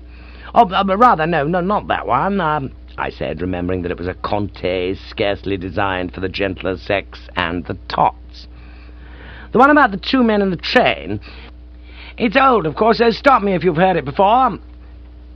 "Pray go on, Augustus." Oh, it's about these two deaf men in the train. "My sister Charlotte has the misfortune to be deaf. It is a great affliction." The thin aunt bent forward. "What's he saying?" "Augustus is telling us a story, Charlotte. Please go on, Augustus." Well, of course, this had damped the fire a bit, for the last thing one desires is to be supposed to be giving a maiden lady the horse's laugh on account of her physical infirmities. But it was too late now to take a bow and get off, so I had a go at it. Well, there were these two deaf chaps in the train, don't you know, and it stopped at Wembley, and one of them looked out of the window and said, "This is Wembley," and the other said, "I thought it was Thursday," and the first chap said, "Yes, so am I." Well, I hadn't had much hope. Right from the start, something had seemed to whisper in my ear that I was about to lay an egg. I laughed heartily to myself, but I was the only one. At the point where the aunts should have rolled out of their seats like one aunt, there occurred merely a rather ghastly silence, as of mourners at a deathbed, which was broken by Aunt Charlotte asking what I'd said. I would have been just as pleased to let the whole thing drop, but the stout aunt spoke into her ear, spacing her syllables carefully. "Augustus was telling us a story about two men in a train. One of them said, 'Today is Wednesday,' and the other said, 'I thought it was Thursday,' and the first man said, 'Yes, so did I.'" "Oh," said Aunt Charlotte, and I suppose that about summed it up. Shortly after this, the browsing and sluicing being concluded, the females rose and filed from the room. Dame Daphne told Esmond Haddock not to be too long over his port, and popped off. Uncle Charlie brought the decanter and also popped off. And Esmond Haddock and I were alone together, self-wondering how chances were for getting a couple of glassfuls. I moved up to his end of the table, licking the lips. Chapter 6. Esmond Haddock, seen close to, fully bore out Catsmeat's description of him as a Greek god, and I could well understand the concern of a young lover who saw his girl in danger of being steered into rose gardens by such a one. He was a fine, upstanding, sitting at the moment, of course, but you know what I mean, a broad-shouldered bozo of about 30, with one of those faces which I believe, I should have to check up with Jeeves, are known as Byronic. He looked like a combination of a poet and an all-in wrestler. It would not have surprised you to learn that Esmond Haddock was the author of sonnet sequences of a fruity and emotional nature, which had made him the toast of Bloomsbury. For his air was that of a man who could rhyme love and dove as well as the next chap. Nor would you have been astonished if informed that he'd recently felled an ox with a single blow. You would simply have felt what an ass the ox must have been to get into an argument with a fellow with a chest like that. No, what was extraordinary was that this Superman was in the habit, as testified to by the witness Corky, of crawling to his aunts. But for Corky's evidence, I would have said, looking at him, that there sat a nephew capable of facing the toughest aunt and making her say uncle. Not that you can ever tell, of course, by the outward appearance. Many a fellow who looks like the dominant male and has himself photographed smoking a pipe curls up like carbon paper when confronted with one of these relatives. He helped himself to port, and there was a momentary silence, as so often occurs when two strong men who have not been formally introduced sit face to face. He worked painstakingly through his snootful, while I continued to fix my bulging eyes on the decanter. It was one of those outsized decanters, full to the brim. He swigged away for some little while before opening the conversation. His manner was absent, and I got the impression that he was thinking deeply. Presently he spoke. "I say," he said in an odd, puzzled voice, "that story of yours?" "Oh, yes." "About the fellows in the train?" "Quite." "I was a bit distrait when you were telling it, and I think I may have possibly missed the point. As I got it, there were two men in a train, and it stopped at a station." "That's right." "And one of them said, 'This is Woking,' and the other chap said, 'I'm thirsty.' Was that how it went?" "Not quite. It was Wembley the train stopped at, and the fellow said he thought it was Thursday." "Was it Thursday?" No, these chaps were deaf, you see, so when the first chap said, 'This is Woking,' the other chap, thinking he'd said Wednesday, said, 'So am I.' I mean... "I see, yes. Most amusing," said Esmond Haddock. He refilled his glass, and I think that as he did so he must have noticed the tense, set expression on my face, rather like that of a starving wolf giving a Russian peasant the once-over. For he started, as if realizing that he'd been remiss. "I say, I suppose it's no good offering you any of this?" I felt the table talk could not have taken a more satisfactory turn. "Well, do you know," I said, "I wouldn't mind trying it. It will be an experience. It's whiskey or claret or something, isn't it?" "Port. You may not like it." "Oh, I think I shall." And a moment later I was in a position to state that I did. It was a very fine old port, full of buck and body, and though my better self told me that it should be sipped, I lowered a beakerful at a gulp. "It's good," I said. "It's supposed to be rather special. More?" "Thanks." "I'll have another myself," he said. "One needs a lot of bracing up these days, I find. Do you know the expression, 'These are the times that try men's souls'?" "New to me. Your own?" "No, I heard it somewhere." "Very neat." "'Tis rather. Another?" "Thanks." "I'll join you. Shall I tell you something?" "Do." I inclined the ear invitingly. 3 goblets of the right stuff had left me with a very warm affection for this man. I couldn't remember when I'd liked a fellow more at a first meeting, and if he wanted to tell me his troubles, I was prepared to listen as attentively as any barman to an old and valued customer. The reason I mention the times that try men's souls is that I'm right up against those identical times at this very moment. My soul is on the rack. More port. Thanks. I find this stuff rather grows on you. Why is your soul on the rack, Esmond? You don't mind me calling you Esmond? I prefer it. I'll call you Gussie. This, of course, came as rather an unpleasant shock, Gussie being to my mind about the ultimate low in names. But I quickly saw that in the role I'd undertaken I must be prepared to accept the rough with the smooth. We drained our glasses, and Esmond Haddock refilled them. A princely host he struck me as. Esmond, I said, you strike me as a princely host. Thank you, Gussie, he replied, and you're a princely guest. But you were asking me why my soul was on the rack. I will tell you, Gussie. I must begin by saying that I like your face. I said I liked his. It's an honest face. I said his was, too. A glance at it tells me that you are trustworthy, and by that I mean that I can trust you. Quite. If I couldn't, I wouldn't, if you follow what I mean. Because what I am about to tell you must go no further, Gussie. Not an inch, Esmond. Well, then, the reason my soul is on the rack is that I love a girl with every fibre of my being, and she's given me the brush off, enough to put anyone's soul on the rack. What? I should say so. Her name... Well, but naturally I can't mention names. Of course not. Not Cricket. Not at all. So I'll merely say that her name is Cora Purbright, Corky to her pals. You don't know her, of course. I remember when I told her you were coming here, she said she'd heard from mutual friends that you were a freak of the first water and practically dotty, but she had never met you. But she's probably familiar to you on the screen. The name she goes by professionally is Cora Starr. You've seen her? Oh, rather. An angel in human shape, didn't you think? Definitely. Well, that was my view, too, Gussie. I was in love with her long before I met her. I had frequently seen her pictures in Basingstoke.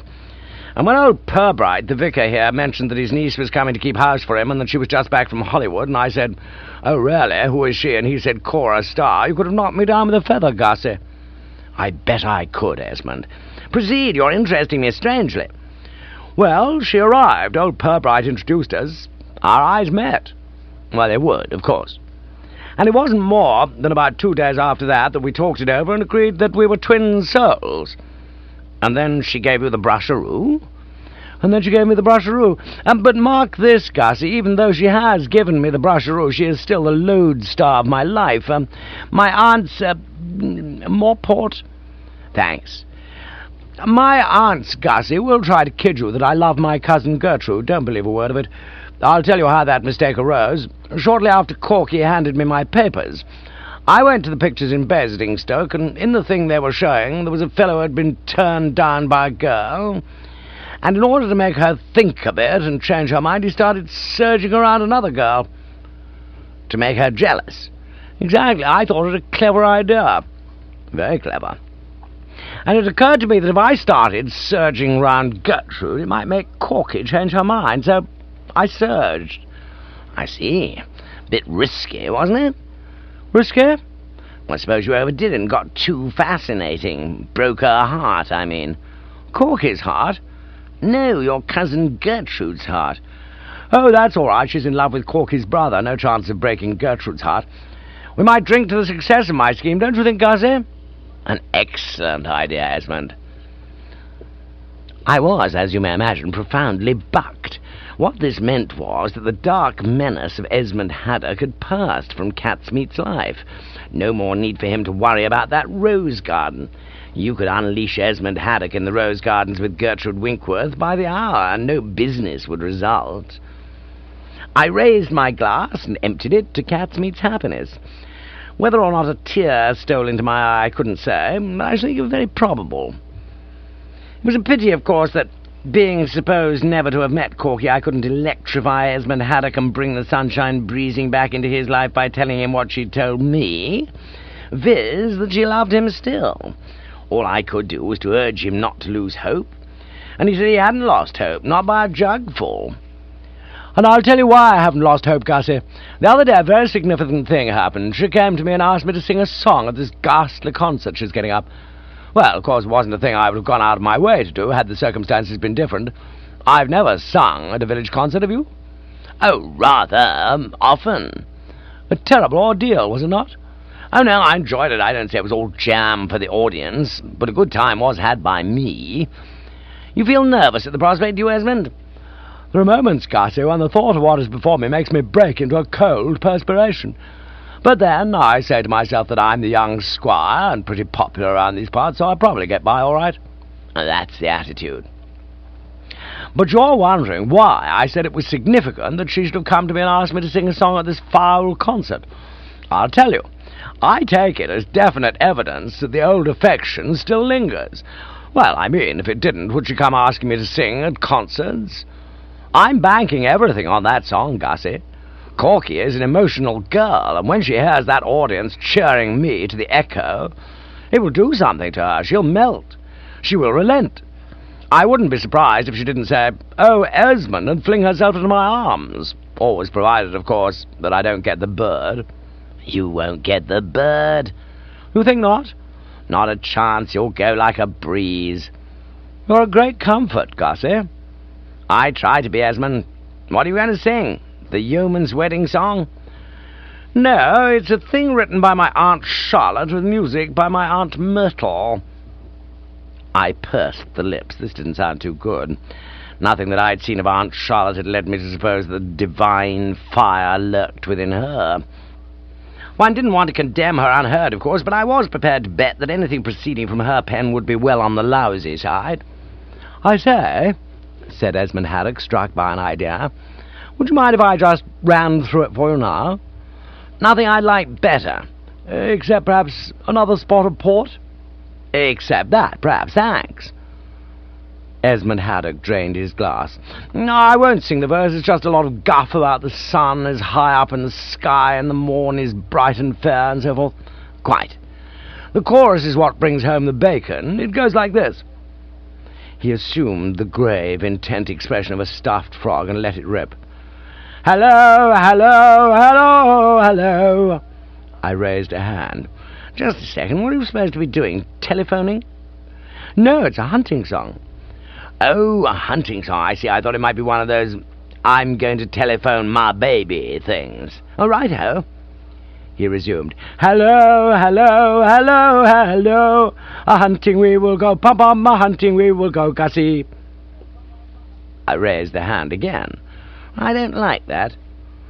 "What?" "That pom-pom." "Oh, that's just in the accompaniment. And I don't like that Gussie. It lets the side down." "Did I say Gussie?" "Yes, you said a-hunting we will go, pom-pom, a-hunting we will go, Gussie." "Oh, just a slip of the tongue." "It isn't in the script?" No, it isn't in the script." "I'd leave it out on the night." "I will. Shall I continue?" "Do." "Where was I?" "Better start again at the beginning." "Right. Another drop of port?" "Yeah, just a trickle, perhaps." "Well, then, starting again at the beginning and omitting, as before all the sun is high up in the sky stuff. Hello, hello, hello, hello. A-hunting we will go, pom-pom, a-hunting we will go. Today's the day, so come what may, a-hunting we will go." I began to see that I had been right about Charlotte. This wouldn't do at all. Young squire or no young squire, a songster singing this sort of thing at a village concert was merely asking for the raspberry. "All wrong," I said. "All wrong?" "Well, think it out for yourself. You start off a-hunting we will go, a-hunting we will go, and then just as the audience is all keyed up for a punchline, you repeat that a-hunting we will go. There will be a sense of disappointment." "You think so, Gussie?" "I'm sure of it, Esmond." "Then what would you advise?" I pondered a moment. "Try this," I said.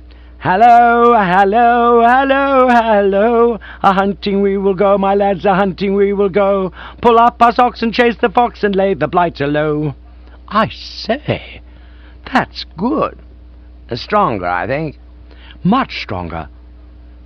"How do you go on from there?" He switched on the stuffed frog expression once more. "Oh, hearken to the merry horn, over brake and over thorn, upon this jolly hunting morn, a-hunting we will go." I weighed this. I passed the first 2 lines. I said, "Merry horn, braken thorn." Not bad at all. "At a girl, Charlotte. We always knew you had it in you, but not the finish." You don't like it? Weak, very weak. I don't know what sort of standees you get at King's, Deverell, but if they're like the unshaven thugs behind the back row at every village concert I've ever known, you're simply inviting them to chi-yike and make a noise like tearing calico. No, we must do better than that. They're born, corn, porn, torn. "Ha!" I said, reaching out for the decanter. "I think I have it. Oh, hearken to the merry horn, over brake and over thorn, we'll ride although our bags get torn. What ho, what ho, what ho." I'd more or less expected it to knock him cold, and it did. For instance, he was speechless with admiration. Then he said it lifted the whole thing, and he couldn't thank me enough. It's terrific. I was hoping you'd like it. How do you think of these things? Oh, they just come to one. We might run through the authorized version, old man, shall we? No time like the present, dear old chap. It's curious how, looking back, you can nearly always spot where you went wrong in any binge or enterprise. Take this little slab of community singing of ours, for instance. In order to give the thing zip, I stood on my chair and waved the decanter like a baton. This, I see now, was a mistake. It helped the composition enormously, but it tended to create false impression in the mind of the observer, conjuring up a picture of drunken revels. And if you're going to say that on the present occasion there was no observer, I quietly reply that you're wrong. We'd just worked through the brake and thorn, and were going all out for the rousing finish, when a voice spoke behind us. It said, "Well." There are, of course, many ways of saying "well." The speaker who had the floor at the moment, Dame Daphne Winkworth, said it rather in the manner of the prudish queen of a monarch of Babylon, who has happened to wander into the banqueting hall just as the Babylonian orgy is beginning to go nicely. "Well," she said. Of course, what Corky had told me about Esmond Haddock's aunt fixation ought to have prepared me for it, but I must say I was shocked at his deportment at this juncture. It was the deportment of a craven and a worm. Possibly stimulated by my getting on a chair, he had climbed onto the table and was using a banana as a hunting crop, and he now came down like an apologetic sack of coals, his whole demeanour so crushed and cringing that I could hardly bear to look at him. "It's all right, Aunt Daphne." "All right?" "We were rehearsing for the concert, you know. With the concert so near, one doesn't want to lose a minute." "Oh, well, we are expecting you in the drawing-room." Yes, Aunt Daphne." "Gertrude is waiting to play backgammon with you." "Yes, Aunt Daphne." "If you feel capable of playing backgammon." "Oh, yes, Aunt Daphne." He slunk from the room with bowed head, and I was about to follow when the old geezer checked me with an imperious gesture. One noticed a marked increase in the resemblance to Wallace Beery, and the thought crossed my mind that life for the unfortunate moppets who had drawn this Winkworth as a head mistress must have been like 6 weeks on sunny Devil's Island. Previous to making her acquaintance, I'd always supposed the Reverend Aubrey Upjohn to be the nearest thing to the late Captain Bligh of the Bounty, which the scholastic world had provided to date. But I could see now that compared with old battling Daphne, he was a mere prelim boy. "Augustus, did you bring a great rough dog with you this evening?" she demanded. Shows how the rush and swirl of events at Deverell Hall had affected me when I said that for an instant nothing stirred. "Dog? Silversmith says it belongs to you." "Oh, I said, memory returning to its throne. Yes, of course, yes, to be sure. You mean Sam Goldwyn, but he's not mine, he belongs to Corky." "To whom?" "Corky Purbright. She asked me to put him up for a day or two." The mention of Corky's name, as it happened at the dinner table, caused her to draw in her breath and do a quick take-um. There was no getting away from the fact that the girl's popularity at Deverell Hall was but slight. "Is Miss Purbright a great friend of yours?" "Oh, rather," I said, remembering too late that this scarcely squared with what Corky had told Esmond Haddock. I was glad that he was no longer with us. As she was a trifle dubious about springing the animal on her uncle without a certain amount of preliminary spade work, he being apparently not very dog-minded, so she turned it over to me. It's in the stables.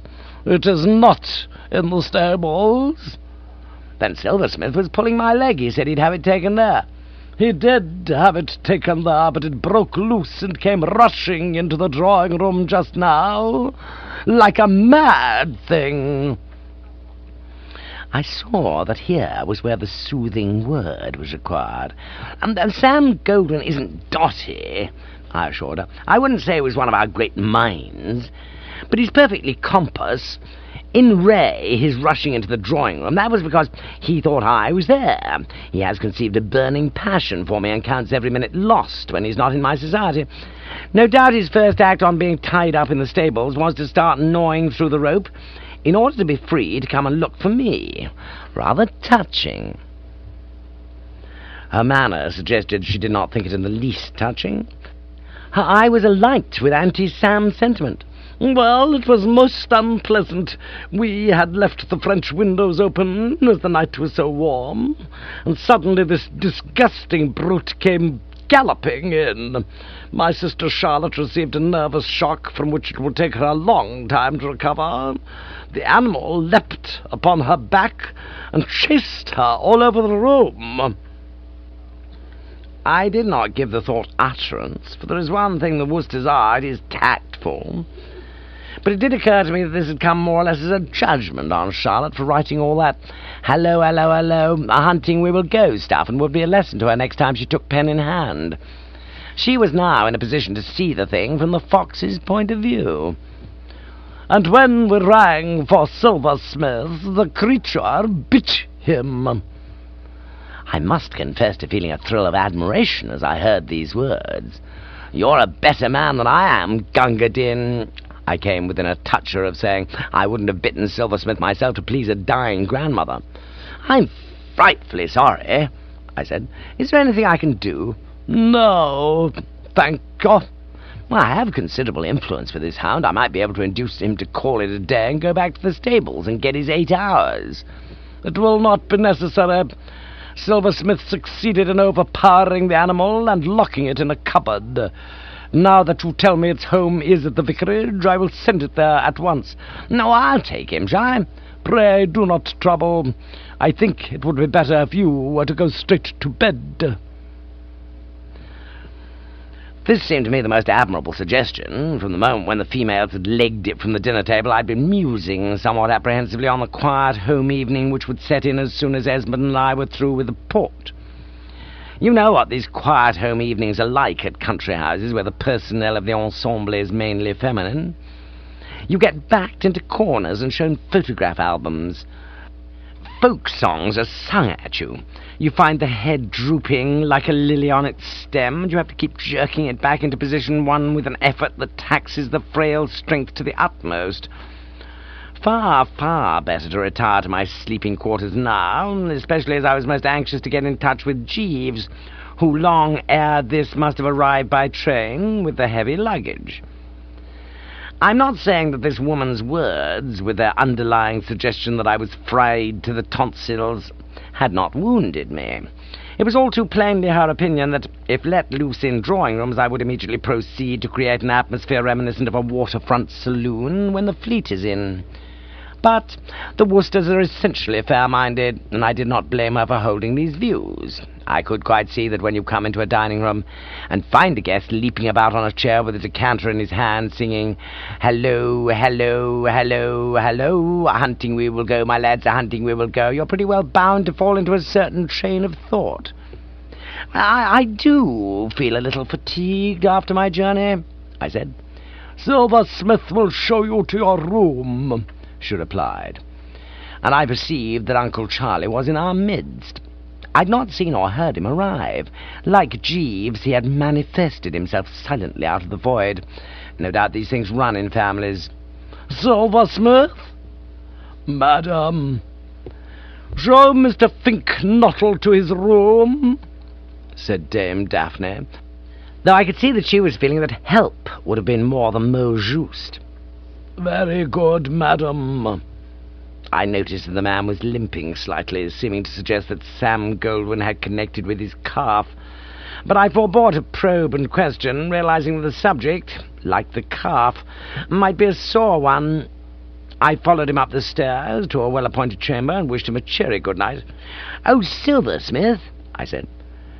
"Sir." "Has my man arrived?" "Yes, sir." "You might send him along." "Very good, sir." He withdrew, and a few minutes later there entered a familiar form.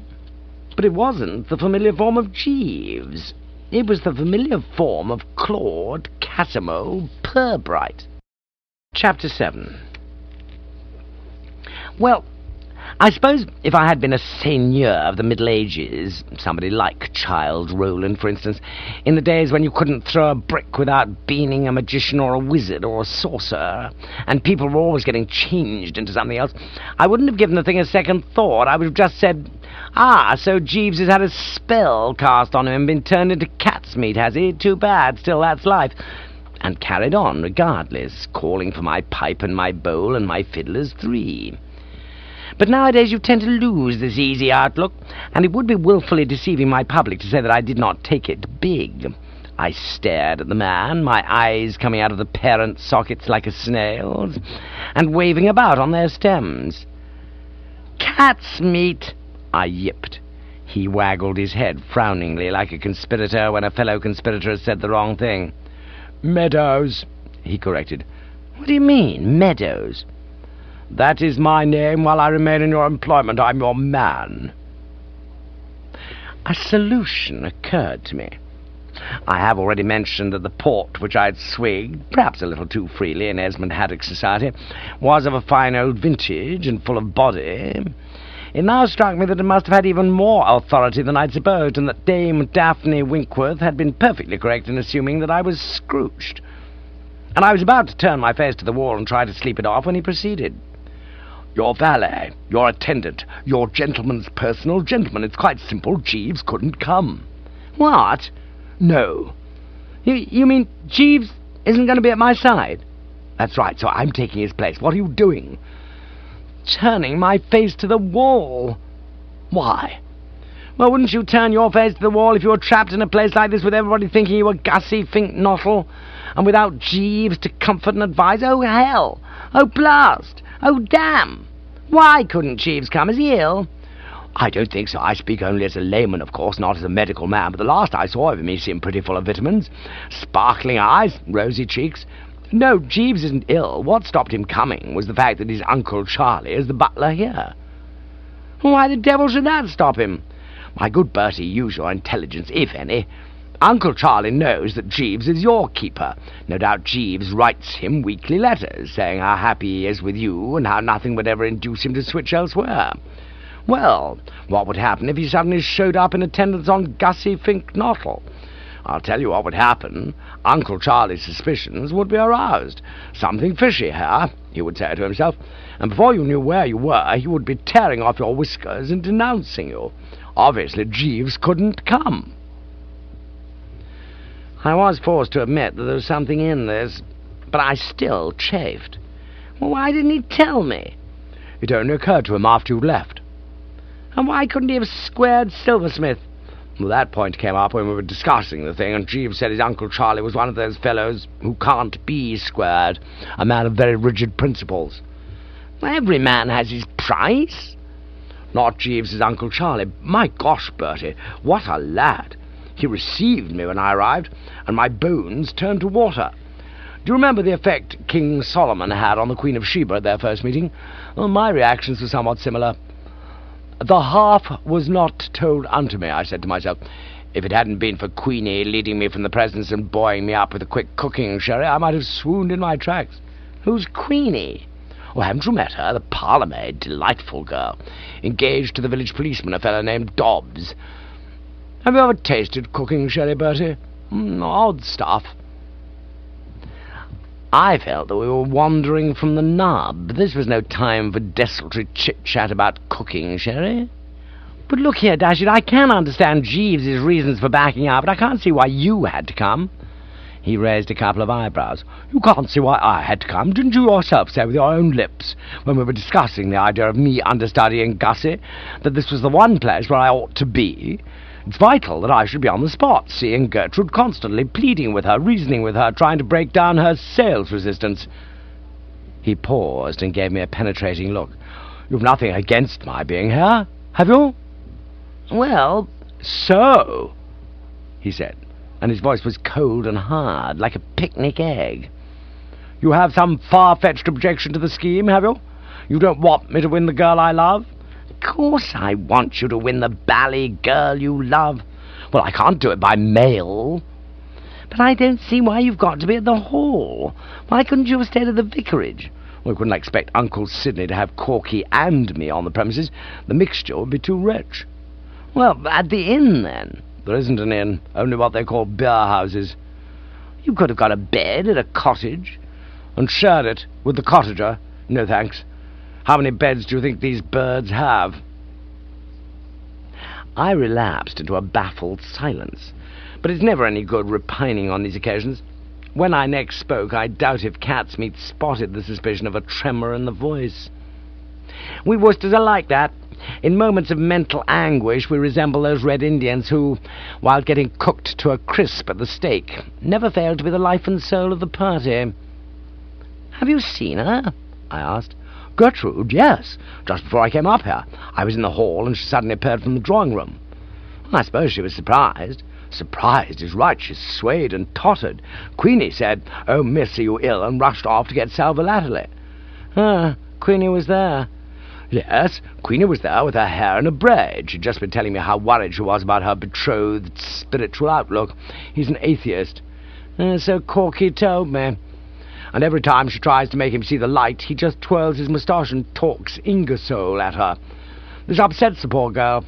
"She's very pretty." "Extraordinarily pretty. I don't remember ever having seen a prettier parlour-maid." "Gertrude, not Queenie." Oh, Gertrude. Well, dash it, you don't need to tell me that. She's the top. She begins where Helen of Troy left off." "Did you get a chance to talk to her?" "Unfortunately, no. A couple of aunts came out of the drawing-room and I had to leg it.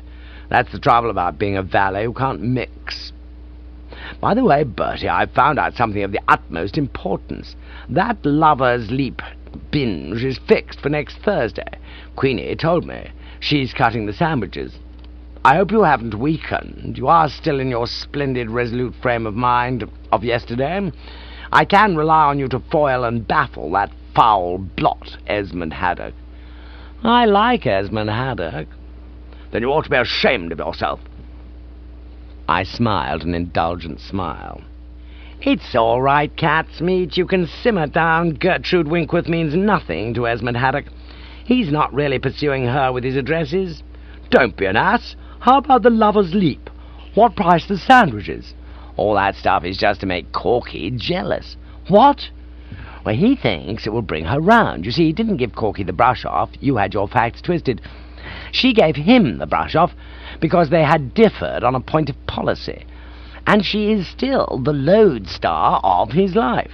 I had this from his own lips. We got matey over the port, so you can cease to regard him as a menace." He gaped at me. You could see hope beginning to dawn. "Is this official?" "Absolutely. You say Corky is the lodestar of his life?" "Well, that's what he told me." "And all this rushing Gertrude is just a ruse?" "That's right." Catsmeat expelled a deep breath. It sounded like the final effort of a dying rooster. "My gosh, you've taken a weight off my mind." "I thought you'd be pleased." "You bet I'm pleased. Well, good night." "You're off?" "Yes, I shall leave you now, Bertie, much as I enjoy your society, because I have man's work to do elsewhere. When I was chatting with Queenie, she happened to mention that she knows where Uncle Charlie keeps the key of the cellar. So long. I shall hope to see more of you later." "Just a second. Will you be seeing Corky shortly?" "First thing tomorrow morning. I must let her know I'm here and put her in touch with the general situation, so that she'll be warned against making any floaters." "Why?" "Tell her from me that she's got to find somebody else for Pat." "You're walking out on the act?"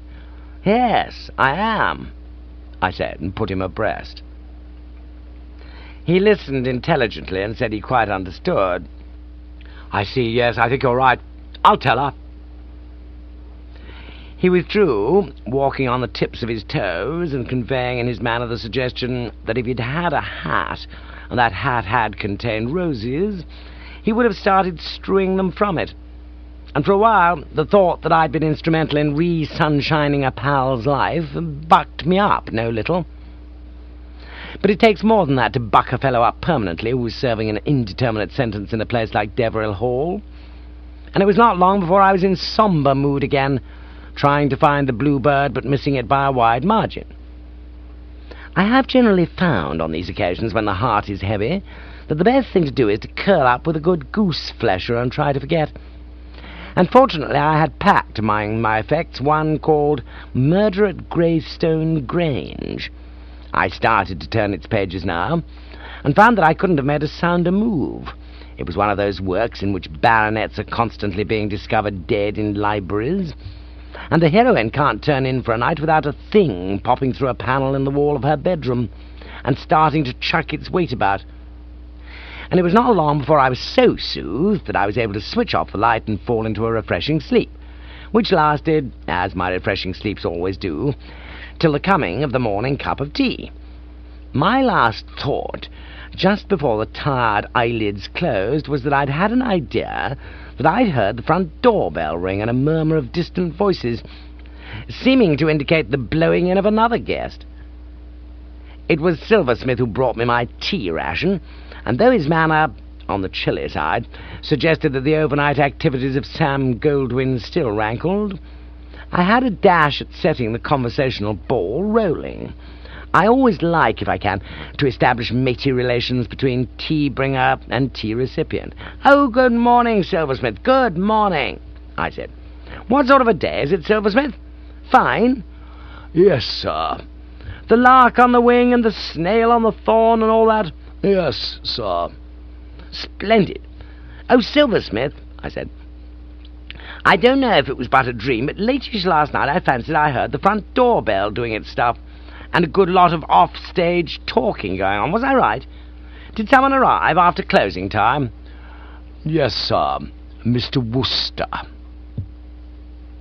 He gave me a cold look, as if to remind me that he would prefer not to be drawn into conversation with the man responsible for introducing Sam Goldwyn into his life, and vanished, leaving not a rack behind. And it was, as you may well imagine, a pensive Bertram, with a puzzled frown on his face, who propped himself against the pillows and sipped from the teacup. I could make nothing of this. "Mr. Wooster," the man had said, and only two explanations seemed to offer themselves. A, that like the fellows in the train at Wembley I'd not heard correctly, and B, that I'd recently been in the presence of a butler who had been having a couple. Neither theory satisfied me. From boyhood up, my hearing has always been of the keenest, and as for the possibility of Silversmith having had one over the 8, I dismissed that instanter. It is a very frivolous butler who gets a load before 9 in the morning, and I've gone sadly astray in my delineation of character if I've given my public the impression that Jeeves's Uncle Charlie was frivolous. You could imagine little Lord Fauntleroy getting a skinful, but not Silversmith. And yet he had unquestionably said, "Mr. Wooster." I was still pondering like Billy-O, and nowhere near spiking a plausible solution of the mystery, when the door opened and the ghost of Jeeves entered, carrying a breakfast tray.